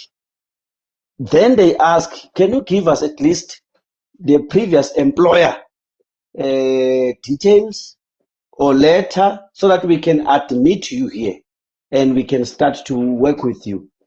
Hey, uzawahamba ufone uzame yonke into, at the end you uzotshela ukuthi cha bathi singasakuphenduli la. Then how are you going to get that letter? That's where we say that point is very important, because it will give me a chance that if ngihlulekile la as an employer or as a volunteer, as they say, but ngale letter le at least iyangivumela ukuthi ngingene somewhere ngiqhubeke ngempilo than to have nothing.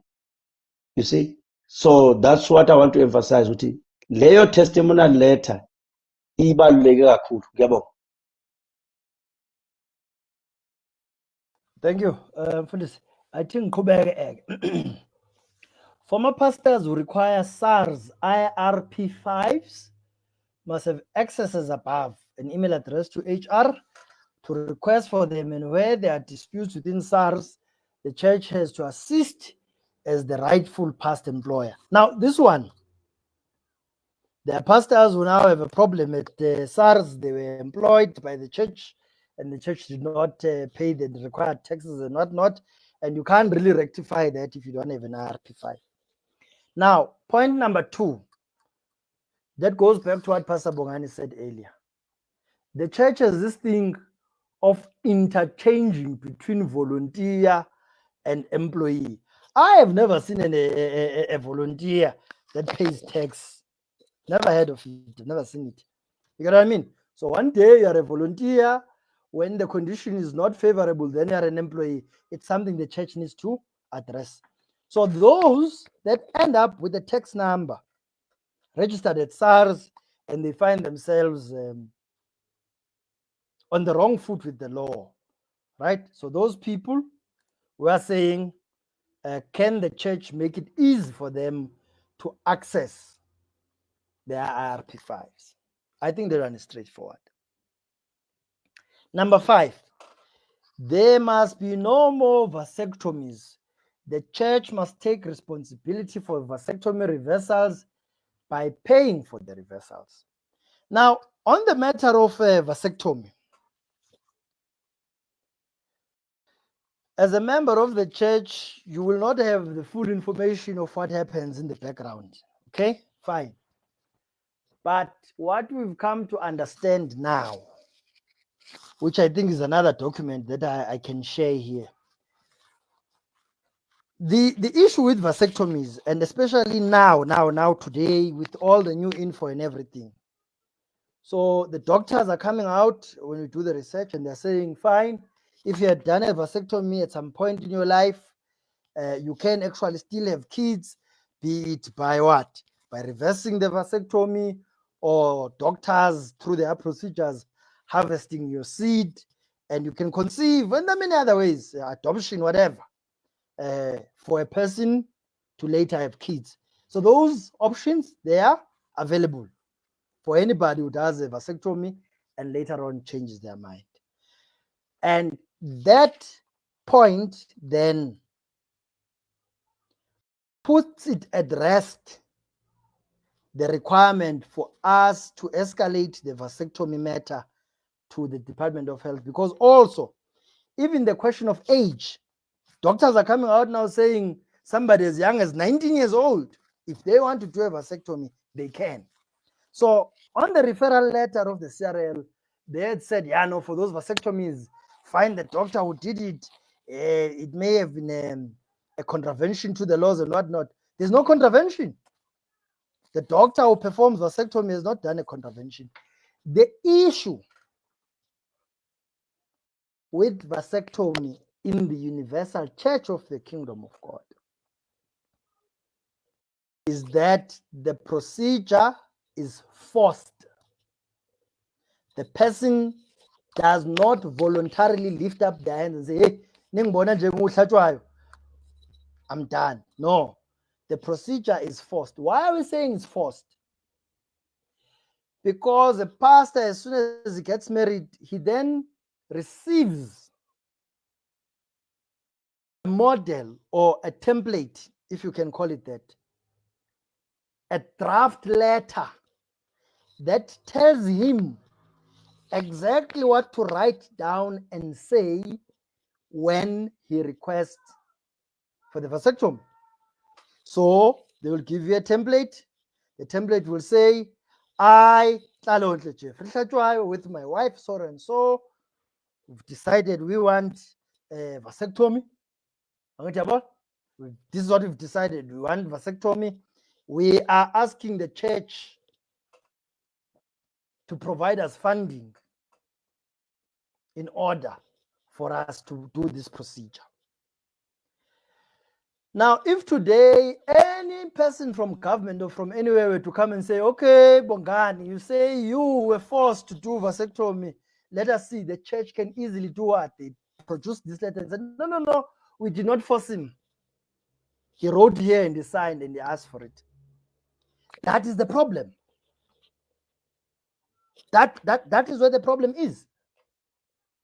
The vasectomy is not voluntary, and if a pastor decides not to partake in the vasectomy, then it's an issue, right? Then it's an issue, because what will then happen there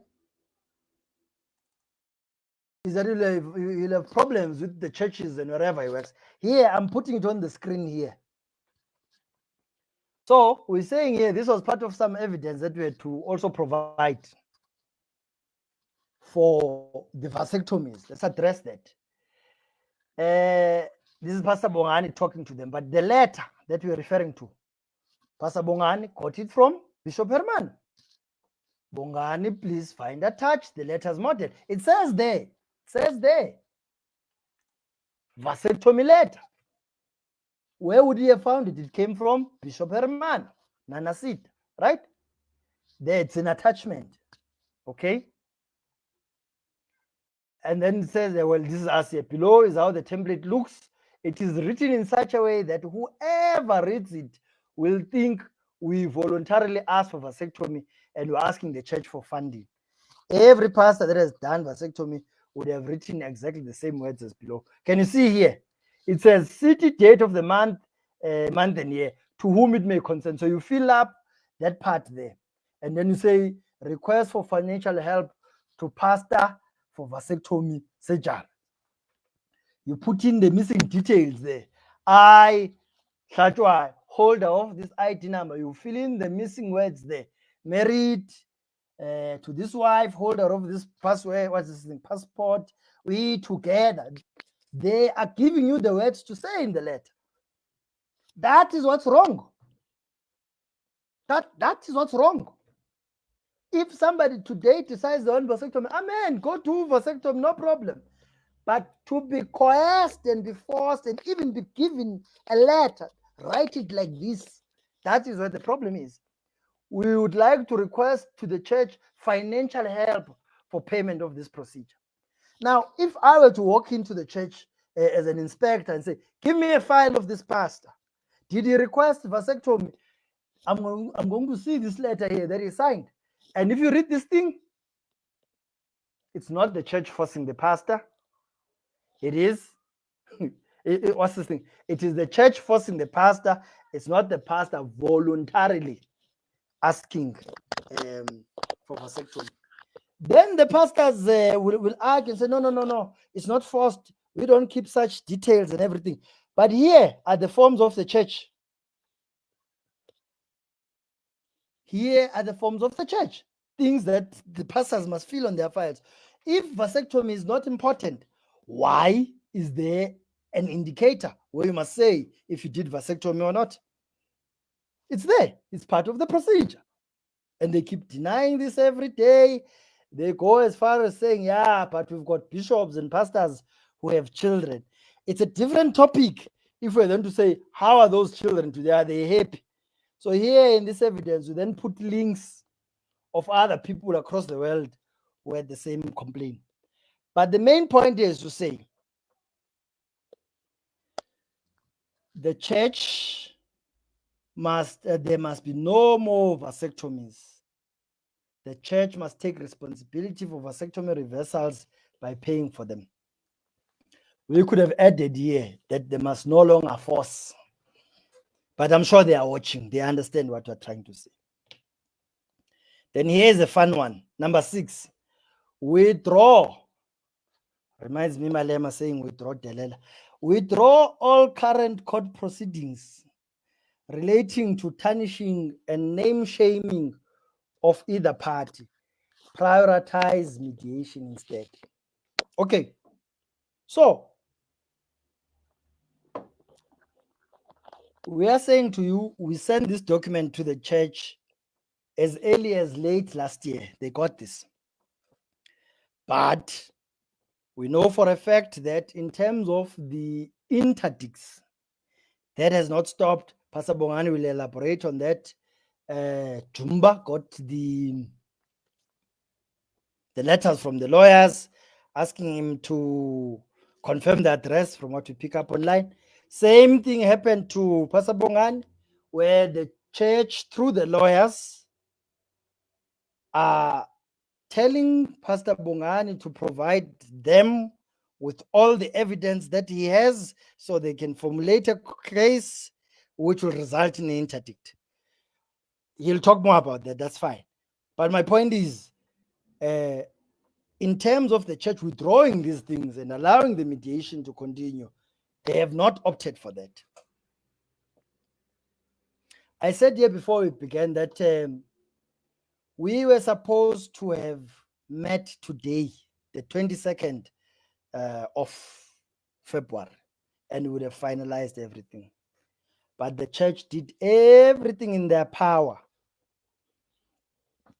everything they could, in order for today's sitting not to take place.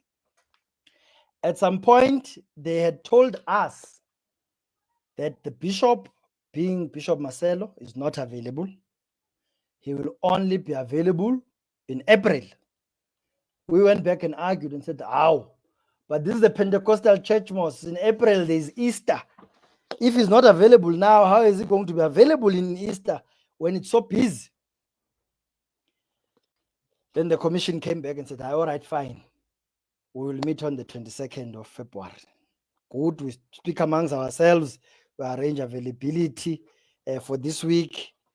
And then last minute, the commission says to us, they now are not available. The commission, they're saying the commission will not be available this week. They've got COGTA related matters that they need to address in KZN. So they are sorry, they apologize. They are not going to be available today and this week. Instead, they are proposing what? The 1st of March. Oh, okay. While we're busy still thinking about that, we then, what did we do? We went and complained again to say, how was this date of 22nd? Yeah, this is what we did. We complained and said, how did the date of the 22nd get confirmed if they're going to go to COGTA? This is where they then came back with another letter now from the church, through the lawyers of the church, where they are saying the bishop is only available in April. So the first week of April, that is when the bishop is going to be available to continue with this mediation. And then they wrote us a long letter. I'm going to share these two letters before I finish, where the commission then tells us again what their process is. They are an institution for peace. They can only mediate if both parties cooperate. And as far as cooperation is concerned, we've done all in our power. That is why today we thought, it's fine. There is nothing we want to say to the commission that is new. The only thing that the church must indicate now is whether they agree to these requirements that we've listed here or not. And we all move forward. But what we cannot do is to every day be running after CRL. We have families to attend. We can't be doing this forever. And so for us today, which is another point, for us today, this is the end of the journey in terms of CRL and the mediation. We have provided all the information. The church can even reply to us in writing. We don't have to sit and say, okay, to point number 1, we agree. Point number 2, we disagree, and so forth. It's as simple as that. There's nothing hard here. So in terms of withdrawing court proceedings, that's not happening. That is continuing. So do we view it as an attack? Do we view it as not? It's subject to anybody's interpretation. We then say here, treat African pastors equally to the Brazilian pastors and racism. Now, this was talking about the point where Brazilian pastors are the only ones who are in charge of big churches. African ones are in charge of smaller churches. I then got to understand that there are financial implications to that in terms of newspaper commissions and things like that, among other things, that if you've got a bigger church, you get more newspapers, it translates into more commission. So the African pastors don't get same opportunities and whatnot. But the racism was talking along those lines. Pastor Bongani can elaborate there. So we're saying, treat them equally to Brazilian pastors. Whatever happens on the left must happen on the right. And then we say here, no longer speak ill of former pastors or of former servants, everybody, or not speak about them at all. He, Bishop Marcelo, and his pastors must no longer preach about former pastors in any platform, be it church services or private meetings. I think that one is straightforward. Then we said number 8 here. No, number 9. The church must go back to its founding principles of stop suffering. Funerals, the burial society that used to help members of the church with funerals was discontinued. It needs to be reopened. Pastor Bongani will elaborate on that, but people who are here, they know that there's no longer burial society. And also, that addresses that issue of saying certain members who have bereavements are attended to by senior leadership of the church. Certain members are not. So that's what that point was talking to. Number 10, the fun one. Stop oppressing assistants by forever demanding things from them and ridiculing them. The necessities of the church must be catered for by the church through the already received offerings and the tithes, and no extra monies must be demanded from the assistants of the church. I know this firsthand, where anything that goes wrong, including toilet paper, the offerings of the church cannot afford toilet paper. So we are asking for that to change. But obviously, assistants who are serving will tell a better story of what happened to food parcels and everything else. But that's what that point talks to. And then we say here in number 11, stop preventing pastors from bettering their studies. Allow them the time to study and assist them with tuition fees. Again, this talks to skills development. In any other organization, people are allowed to study, further their career, and be better in life. In the church, a pastor does not have time to study. So we're asking that the church considers that. Number 12, change the uptake for pastors and assistants to be above 18 with the past matric. This one is straightforward. We can spend the whole day talking about this one. But basically, children who are made to leave school and join the church and are later dismissed, now they have to come back, find jobs, but they can't complete their matrics. It's a problem. So the church must consider that. Changing the update, let the person be 18, a voting adult with their matric. And then they can go and serve the church as much as they want. Should they come back, they've got a matric to be able to build their life from. Number 13, as employees of the church, not volunteers, the pastors must be entitled to their annual leave without interference from the church dictating where pastors go during their off days.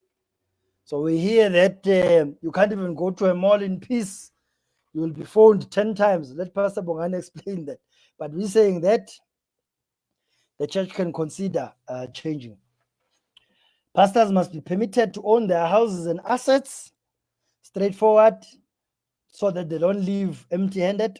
And then the last one, the church must help all those who are still affected today by decisions taken while they were inside the church, e.g., help those who were injured physically and assist those who are unemployed and homeless. They can do this as a social duty.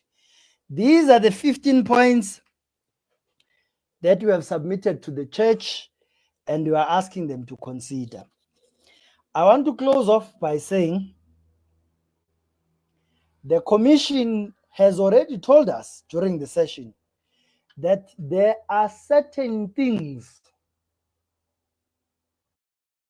that are doctrinal.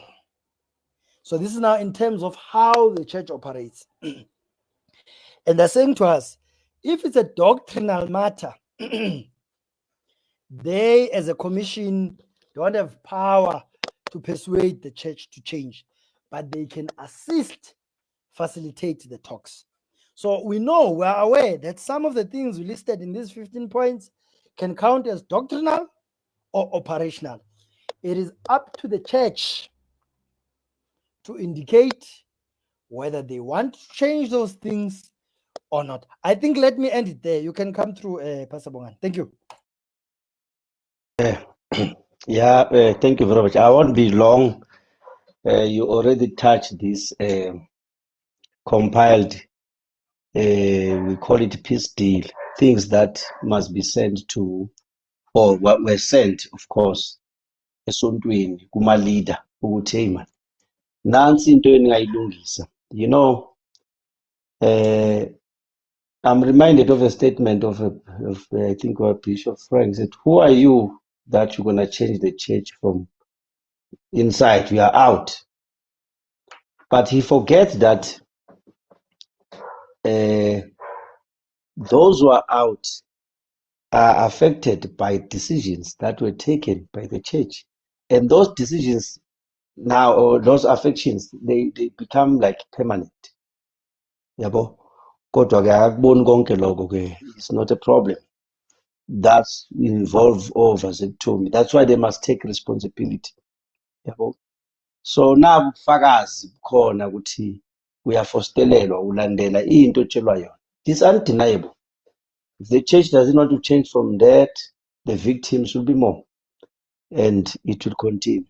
I-racism exists kakhulu. I cannot elaborate much, but it's something that is there. Iyabonakala futhi iyaziwa nje khona nje ukuthi ayiqha laba abangama-student bangapha, they cannot have cell phones, but those who are coming from Brazil, they are given cell phone.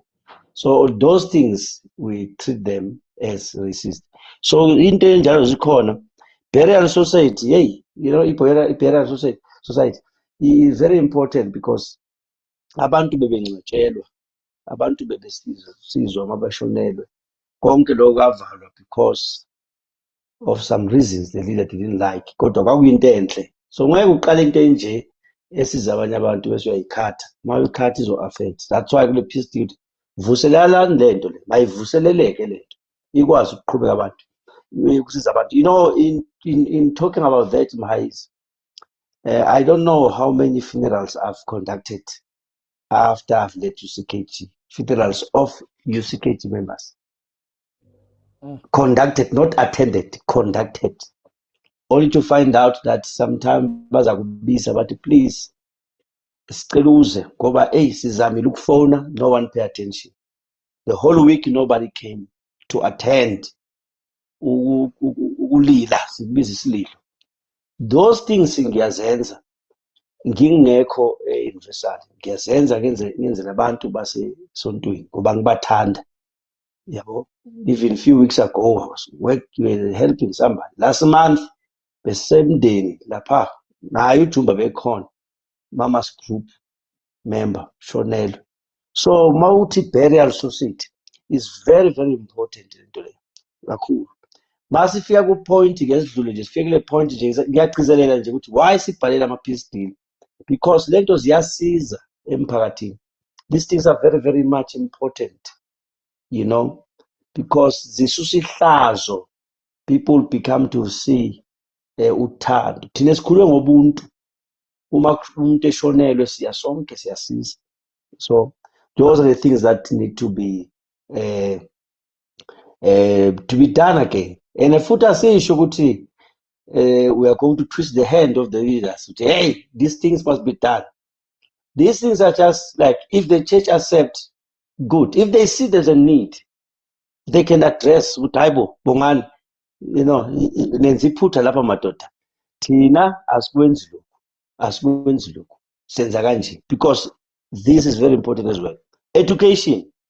As Mhayise, is easy to use a financial muscle to the one that is less educated. Yabo nje bengafundanga, tsheliqiniso ukuthi umuntu onemali, onamandla emali, uwasebenzisa kalula, because the only thing that is going to just do, use the financial. So the denial of education is because the moment you want to express ilungelo lakho ukuthi hey la angisizakalanga kahle, anenzanga kahle, sengiyangabona nje ukuthi the church the leaders rely on money to attend or to block the one that is trying to voice himself. Ngoba imfundo akanayo, ulwazi akanayo. So uma abafundisi benikezwa ulwazi, for example, you bring a lawyer of a church. In the presence of the lawyer, I have to sign a paper. And the lawyer, knowing the law, he's supposed to give me the document, go and read the document at home, have time, understand, sign it, keep your copy, I keep my copy. But the church doesn't do that. In the presence of their lawyer that represented them, all the pastors will sign a document. Why? Because it's not only prepare in. If future, should there be any problem, we are going to release the document. And now, mina ngekho well informed. Angiboni ukuthi kubalulekile ukuthi ngibe nani le copy. When I start to wake up, I don't have any copy of what I've signed. I don't know what I was signing there. The only thing they will pick up something from what I signed. So education is cool because it makes us to understand some things that can also be a problem in the future. So these facts or peace deal that we wrote there, I'm telling you, a pastor that is educated can be more a blessing to a member, to the members. Ngoba unemfundo, yabona? Because hey, it's very important. I even say, if I had that opportunity, ukubamba incwadi, ngifunde, ngizilekelele, ngi-ede, so that I can have a future and to address other things as well, you know. Kodwa ke sanqishwa ukuthi hey ungasafundi ke nathi singazi ke, we accepted that. So education is very important kakhulu. Freedom of pastors, hey inkululeko ibalulekile. Inkululeko ibalulekile. This is not like abuse the freedom. Abakhululeka abafundisi. Yabo? Because nako lokho kubalulekile ngoba to be honest with you, I have a lot of pastors and babiza ghost. Babiza ghost. Ghost 1, ghost 2, ghost 3, ghost 3, ghost 4, until ghost 7 or 8. I don't know amagama wabo. Mara yibo abaletha most of the information ukuthi man siyahlukumezeka la. Today siseshiwe. Nini basenze lokhu. When you look at those things, uyabona ukuthi le ngceko ifuna inkululeko kodwa ayinayo inkululeko. Uyathola? Akusimnandi, to be honest with you, that the pastor will create a fake account just to address a problem that is happening inside the church, while outside the church we have political problem, we have financial problem, we have a lot of problem. Then umruti inside is having this problem ukuba angikhululekanga kodwa ke nasi isikhalo sami sending to me ngingamazi.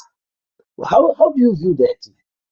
To be honest, you are there when our assistants, you are there, hey, my pastor is telling me, hey, don't allow any revolt, don't allow anybody to play with you, blah, blah, blah. Yena ngapha usa create a Facebook account or using a number to voice issues that are very serious, very, very, very, touching.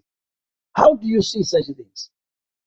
Uma ngabe si ignore, then we are saying we actually we are not doing good because there must be freedom, just like the freedom your young Brazilians singing who have access to all Facebook, who has access to all.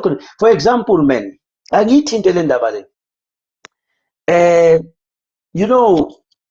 if that young man that died in Fine Town had maybe a way to voice himself was going on, device or phone, then things will be much easier. Tola akana cell phone in the internet. He has a problem where he can also try to find solutions. He could not. So kuningi futhi okwenzeka kuleyo area ukuthi umuntu mangabe kwenzeka something une device ne connection etholakala usizo ngatholakala masinyane, uyabona. So konke lokho nje kuyadingeka ukuthi abafundisi babe nenkululeko, bazizwe basekhaya, basebenzele uNkulunkulu, yabo, ngoba i-freedom ibalekile. Ngigcine ke ngokuthi i-social work, mina bengicabanga ukuthi i-social work as uchaza lapha ukuthi makusizakale labo abahlukunyezwa noma abalimala bangaphakathi. You know, using examples, practical examples, abafundisi abalimala, Pastor Hamilton owashona manje. Mawubheka ukuthi lo mfundisi kuze aphume ase-New York abuyiswe back to South Africa, there was an injury that happened. They were rushing to the meeting.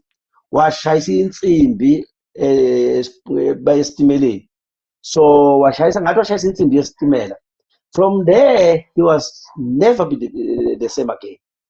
He was injured. Uyayibona into enjalo. Now, uma esefika ke la eSoweto sekangumuntu ongaphili kahle engqondweni, and you know, ugcoka ke uyabona umuntu osophathekile ka angekho right. Usangizwa mse. How uHamilton bantu benkosi ibhlungu indaba yakhe ngoba sekusetshenziswa ke manje ukuhlupheka kwakhe ukuthi niyabona umuntu oshiya i-altar unjani. Kuthunywa mina njengobongane ngiyiseke, I'm using this a practical example that happened. Angizwa bethi kwenziwe yimi no Bishop Justice. Asithathe lo Hamilton ndoda siyoplanta ngaye i-envelope. Look at that. If that was your father or your uncle, you know, he's being used in the altar as an example. We point fingers. This man was a pastor. This man was a pastor. Mara manje bheka, he left the altar. Bheka impilo yakhe injani. Wozala Hamilton. I was told, Bongani, talk to him, utavume. Later after the service, please take care of him. Give him something in yana. Promise him that we are going to do something for him. We promise Hamilton, we are going to take care of you. But that was a lie because it was not from the heart. It was not from the love of God. It was because that's not godly. I'm talking about someone now that later he came waiting. Hey, Bongane phela uthe uzangisiza nje amadoda. Naku lana nginakudla. Bishop Justice. I go to the same bishop. Bishop, please, here is the man that we've promised after this testimony or using him in the altar. Let's help him now. There was no social work to him until he left. And I was sad to hear later that Pastor Hamilton passed on. He died. So, konke logo sibuya kule point yokuthi, let the social work of the church begin with the pastors, because most of the former pastors were injured kuphi esontweni. Kuningi ukulimala ngendlela eziningi, uyabona? Not to use them, but to really love them. Okay, sesingashumayela phela. The Bible yasho ukuthi i-prodigal son noma seyibuyile ibuya kuyolala na bonondinga iqede yonke into kababa. What the father did to that man, he never used him to say, Nyambona ubuya unjani manje? Empty. If you leave me, you'll be like this. The Bible says, wamhaga kwaze kwakwata lo ngaphakathi. That's the social work we're talking about. Angisisona isitha sesonto, and I don't want the bishop who is full of hatred to label us that when we voice ourselves, we're like the enemy. Mhayise, I did not start this. I told the CRL, I told Oscar, and we were jump out. No. You started this. I said, no, I did not start. We went back to check who started. That also is the reason that the frustration of the mediation started there. Because I was shocked to the response. But okay, this is the response of the bishop. We will never roll with punches. You punch us, we'll punch you more. Those kind of statements are deadly because you are the one who started to punch me when I left. I lost everything. Ngiphumile ngana next angitshontsanga. Phumile ngixoshiwe ke ngigangile ke yadathi hambile ke siphingi sihambile. But why uzothatha ke manje lezo siphingi esiphansi usikhahlele ukhulume ngaso, usilabule, and then in the name of I'm protecting the church. No, that's not good. Those are the facts. Ukuthi kuqala bona, then now sikule nyakanyaka engaka manje ngathi sizitha zesonto man, uyazi ndoda. That's why ngithi I'm happy for this, because olwami uhambo ngiluhambile. I've voiced myself, I've said the truth, and I've maintained the truth as it is. Kubhalwe phansi, my evidence, everything there. Ukuthi this and this and this and this. So instead of the church to address izinto ezifana lezo, then the church start to say, if you punch us, we'll punch you back. So those kind of statements are not going to bring peace. Yabona?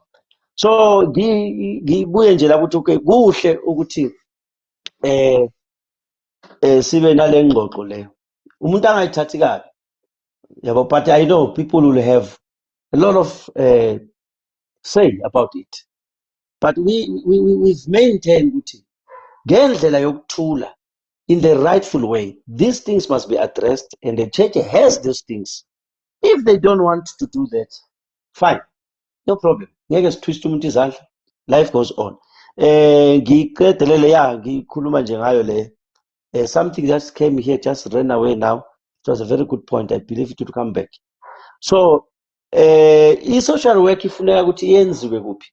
Lapha kubafundisi. Basizakale ngoba balimele kuphi? Bangaphakathi. Bangadotshwa kodwa mabasizakale. That's where we say we propose these things. Kodwa bazathi, who are you from outside to fix here? So you see, that's a problem. But these are the facts. Yabona? Ngela Mhayise. Ngiyabuzwa mfundisi. I think it is straightforward. We've been here for a long time. I want us to wrap up.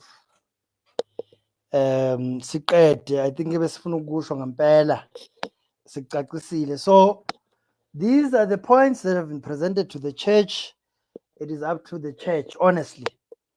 And we say that in our documents, that we have not written this to coerce or force the church to do it. It's up to them. They can decide, do they want to concede to this or not? And we're even saying, had there been people who are willing to sit down and talk, as us, maybe they would have their own list and say, oh, okay, 15, would sit and listen to that. So that is the journey. That is the journey. And I really hope that today we have managed to put you at ease. To put you at ease. I think that the last thing from my side that I want to clarify here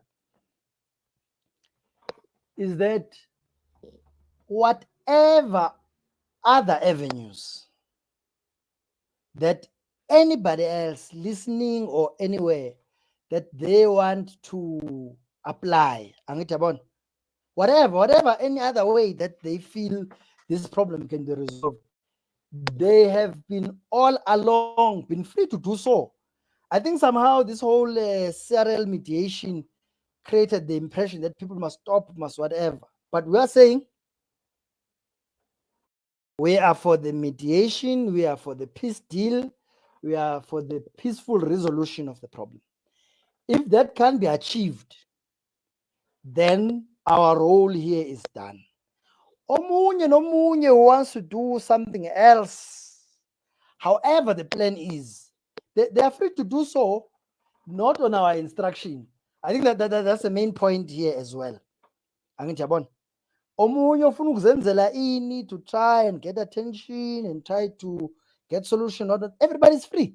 It's a free country. But us who have been in the forefront of the mediation, these are the strides that we've achieved. And we are very proud of having managed for the first time ever to bring the leadership of the church into one room. That's something that has never been done. So yes, it is small victories, but it is victories anyway. Yabona, I had an interesting incident not so long ago with one of the pastors of the church. One of the pastors of the church, the man actually baptized me as a youth. Back in Nambitile. So ngiyambona like Facebook, hey, Baba, look, we are actually part of this CRL mediation. I'm talking to him on the side. And I give him a brief update because I mean, at the time we couldn't speak properly openly. So I said to him, yeah, no. We are in this process. This is how far we've gone. We are waiting for feedback and whatnot. And this pastor says to me, you know, the Universal Church did a lot of damage in my life, but I have healed. He says, I've healed, I've moved on, I've restarted my life. He says, it's good that we're involved in the CRL, and he hopes we get good results from there. But his main point at the end was, it is only God as our Father who will bring a lasting solution. And that's how I want to close tonight. That we take it back to God. We must never forget a very simple verse that says, asilwi thina nabantu, kodwa silwa nemimoya, silwa noSathane. Let me tell you a testimony today. Today, mawuthi asili nabantu. My wife last week saw online where we see the helpers, people who can help, you know. Then chose this woman. This one ngathi anganceda ngoba besidinga umncedi nje azonceda. Wenzile interview yenziwa bengekho mina. This week, which is today, sekayamlanda ke manje la ngase Mall of the South la. Ulanda lo uzosebenza uzonceda pass interview. Mayefika ke la uyasebenza ke. Ngiyabezwa baxoxa ekitchen ukuthi hawu awumkrestu, awuyavuma na ngimkrestu. Ungenaphi? Universal. Hawu. Uyabo? Remember, ayingazi nami angimazi. Yabo? Ufakile intambo iribbon. Yabo? Khombisa ukuthi she's in the chain of prayer. Usebenze kamnandi endlini ye-ex-pastor kamnandi, I'm telling you.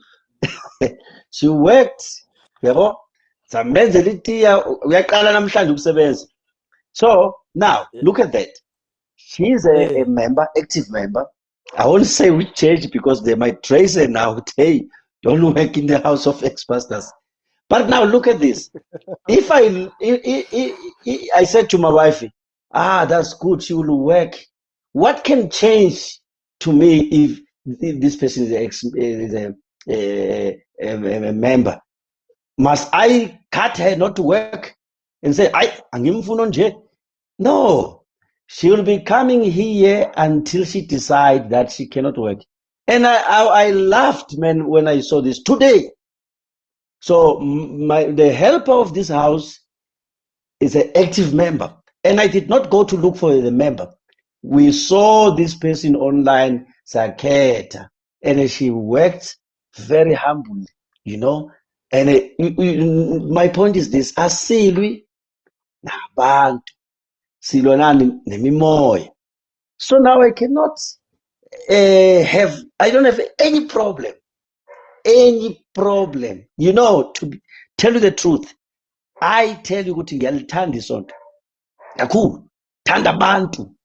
Bengeke ngiyowenza imingcwabo ngehle ngenyuka. Yazi noma benginikeze uMartin wanginikeza iletter wathi never come close to the building of UCKG. I was sitting in front there with my wife, kushone twins. Uyabona lo gogo laba ama twins abafanayo. Abadala. They were assistants in backstation. Uyabona? I went there, I sit in front, I attended there. Ifamily yalapho assistants yathwalwa yimi ngemoto, and they also awusabona ukuthi kuhle nokucontribute mama's groups ngacasha amateksi amabili. No letter had power to restrict me to do something that is lovely, godly. Nothing. So we have to understand that silwa nalento leyo. So gcina silahlekelwa uNkulunkulu uma singachubeka ngale zinto lezi zokuba wena u-X, wena wakhuluma nalo, wena ubani. We will end up losing God. You understand? So ngiyabonga nje ukuthi nalokho ufuna sikubeke Mhayise ukuthi the 2 or 3 people who are still listening now, the few are listening now, if God is not involved, ngibuyela ke eBhayibhelini, if what belongs to God and what the opinion of God is not involved, this battle is useless. Whether the bishop is fighting the ex-pastors or the ex-pastors are fighting bishop, if God is not involved, everybody will lose. Everybody will lose. At the end, sibuyela lapho ke manje, there are people who have the church as a source of spiritual balance. You understand? Now, nami ngifika la ngikhathala khona impela ukuthi I cannot be that instrument that the devil can pick up and say, uzwile bathini kuFacebook. And then that person is no longer going. Yingakho ngathi thanks God there was a mediation so that we can address these things, because the bishop was closing the doors, and the more enzanjalo, the more we respond to the words that he's saying or uttering in the altar that are affecting us. So uma umuntu ayibheka lento le, I understand kunento kumele uyibone ukuthi okay, la ngabe uNkulunkulu usekhona na kulento yenza. Never enter the battle where God is no longer there. Go and find out if the King of Kings is approving that, then you can continue. Mina ngiyathandaza le mediation le beyikhona ngayikhulekela 8 months, ngayifastela, ngayibona ukuthi iyafuneka into nje. It never happened. So finally we had it. Kuyabonakala ke manje ukuthi bayifrustrate ke manje bona ngendlela yabo yabo, abafuna ukukhuluma iqiniso. Uzowenza njani ke if umuntu angafuni ukukhuluma iqiniso ke? Uyoqhubeka wena, uyogcina phela manje so fana naye. So it's something that many people may look at it. Leaders are given a chance to talk, they refuse. They make a way, they frustrate everything. You know, even if they talk is not based. Nalento nje ukuthi kufakwa nelawyer nje phakathi uvikela ini uma kumele likhulume njengabaholi. Let's talk. Nansi lawyer le enginayo mina iBhayibheli. This lawyer here is very important. Iqiniso.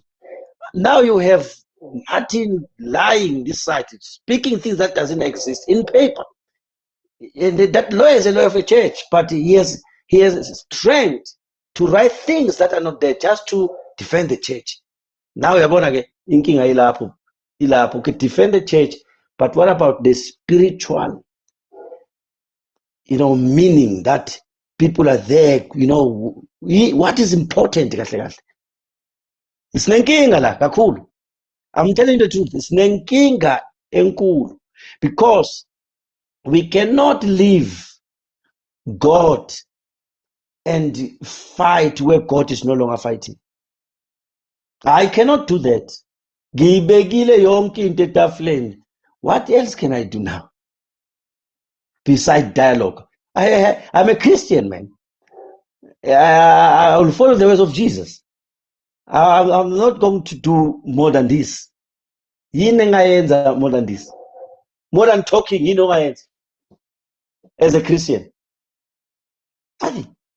Because talking, you speak the truth. If they accept, amen. They don't accept, amen. You move forward. But more than this, I've done all it takes. Anginayo into ngaphandle kokukhuluma iqiniso. Ngiyabonga Mhayise uthi xa abusise kule ndima esiyidlalile and awuyifinalize ke ngendlela ezawuzwakala kahle. Ubeke nje ukuthi nakhona ngibuyele nje kule point lokuthi I have a sitting with the High Court on the 2nd of March. Yobuzwa lapha ukuthi wawuthula ngani wena. Yabona? Nakhona sekwenziwe zonke izinto ukuthi thulisani lo muntu. Yabona? Thulisani lo muntu. Whereby we already said or accepted when the doors of mediation opened. How? Hiyo nto besifuna ke yakhulunyweke. Ungaloku wena uthi nami ngithi ngoba ngeke kuphele phela. Nini uthi nami ngithi siyaphe. No. Asikhule njengamabaholi. Hlale phansi. Kona ke we cannot continue. Yabona bengeke kumosheke so if the church had time to address a pastor who left and seek a way to help and talk good, not to talk the bad stuff and try to find things that are not existing. So for example to be honest with you, mina ngazi ukuthi ngathi yabona mawuphume altar usathane uzokuhluphekisa Bongani. Hey nami ngisamgadile lo sathane ozongihluphekisa if akhona, but inhlupheko engiyithole ngabaholi sengize ngiyasola ukuthi hayi khona ngathi usathane usebenzisa labaholi. Because man, I ask you, I have members who say, man, we know you, man of peace, you talk the word of God. What happened? They don't know. I have to respond because it's dangerous. If I did not stand up, I was going to be charged with rape that I don't know. If it's not rape, drive it back like NP 200. Utontshile. Bengitshela ngomunye 2 days ago ukuthi hey, phela satshela ukuthi le moto idriver vele satshelwe alter straight ukuthi le iyalandwa utontshile. U-expasa kanjani drive imoto? Uphume last week uhamba ngemoto kanjani? Because they don't know ukuthi mawungaphakathi you make ways ukuthi uphile, otherwise uzophuma uhlala esitratweni or mawuhlala esitratweni uzokushaya umhlaba. So it's a matter of intelligence, but they don't know, but now they assume. So what must I do now? I cannot. Now I went through called the attention of the bishop in all these things. He responded. We have the responding papers in documents now. It's okay. If they win because it's money that is working more, mina nginankinga. Sengwenzile umsebenzi ebengimele ngwenze. And as you said before, Mhayise, yes, sometimes it just takes time to people who know the truth, but they don't want to admit the truth. Nabo futhi ozakwethu bafundisi bayalazi iqiniso. They know the truth. All of us, we know the truth. Ukuthi masesilwa la silwe nenyama nani negazi. So there must be God in the center. Simmeme uNkulunkulu akwazi ukuthi enze ukulungiswa. Because if God does not build, the builders they build in vain. If God does not protect the house, those who stand protecting the house, the Bible in Psalm 123, 127, those who they are standing there in vain. So there must be God. It's a must. It's not like invite sisalwa sisalungisa masesiqedile siyamema uNkulunkulu cha.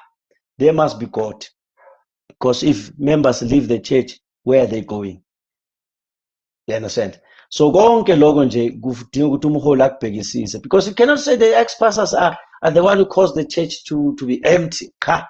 That is siba concerned sometimes uhlangana nomuntu bengiye esontweni ngayeka. I meet a lot of people ngayeka manje ngaphatheka kabi. Hey kunezinto ziyenzeka, but we need to address these things. The church is receiving an opportunity in South Africa to address these things. It's the greatest chance that the bishop play with. I was amazed the answer, if you punch us, we'll punch you back. And the commissioner is listening that. The bishop is ready to punch. We will not roll punches. You will punch, and they can punch me stronger because So now, may God have mercy with the leaders who must understand that there's someone crying there. There's someone who needs help right there inside. Who am I? If the Lord is not involved, who am I? Yabo, ngiyabonga Mhayise. May God bless the people. Ngithatha le thuba vele ngibonge nami before uvala. If maybe someone you misunderstood the reason of this coming here to talk, people have the right to interpret the way. But this was the whole truth. The whole truth. Sisuke la safika la. Is not words, it's documented. Traces of emails, respond, apologies and apologies from this side. We have all those, not to use it against. We're not like, yeah, we already now file our, no. This is to say, let someone look at it in a godly way and make a right decision where you stand from this. Abanye abazoqhubeka ngendlela as we are going to see our bishop, I am not involved in that. The other pastors or former pastors who already decided that they go for that. Me now I've turned down with my reasons that I'm not involved because the mediation is there. I'm talking to Bishop. We are talking to him face to face, all the bishops. So now let's address the reality. So we've done this job. If the bishop collapses these things and the church does not like the dialogue, lithanda ini ke? Thulisa lo muntu. Hayi, vele ukuthula into ebalulekile. We will not talk until we breathe our last down. Sengithule ngoba ngifile. Zothula ngisaphila. May God bless. Siyabonga Mhayise. Siyabonga kakhulu. Yes, siyabonga kakhulu everyone who listen. Thank you, Fundis. I think we've spoken enough. It's clear, it's straightforward. I don't think we need to add anything else. The verse is what? Is on Ephesians chapter 6. Old verse.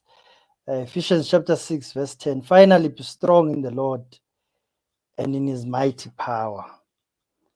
Put on the full armor of God so that you can take your stand against the devil's schemes. Then this is the verse we're talking about. For our struggle is not against flesh and blood, but against the rulers, against the authorities, against the powers of this dark world, and against the spiritual forces of evil in the heavenly realms. Then there's a solution. Therefore, put on the full armor of God so that when the day of evil comes,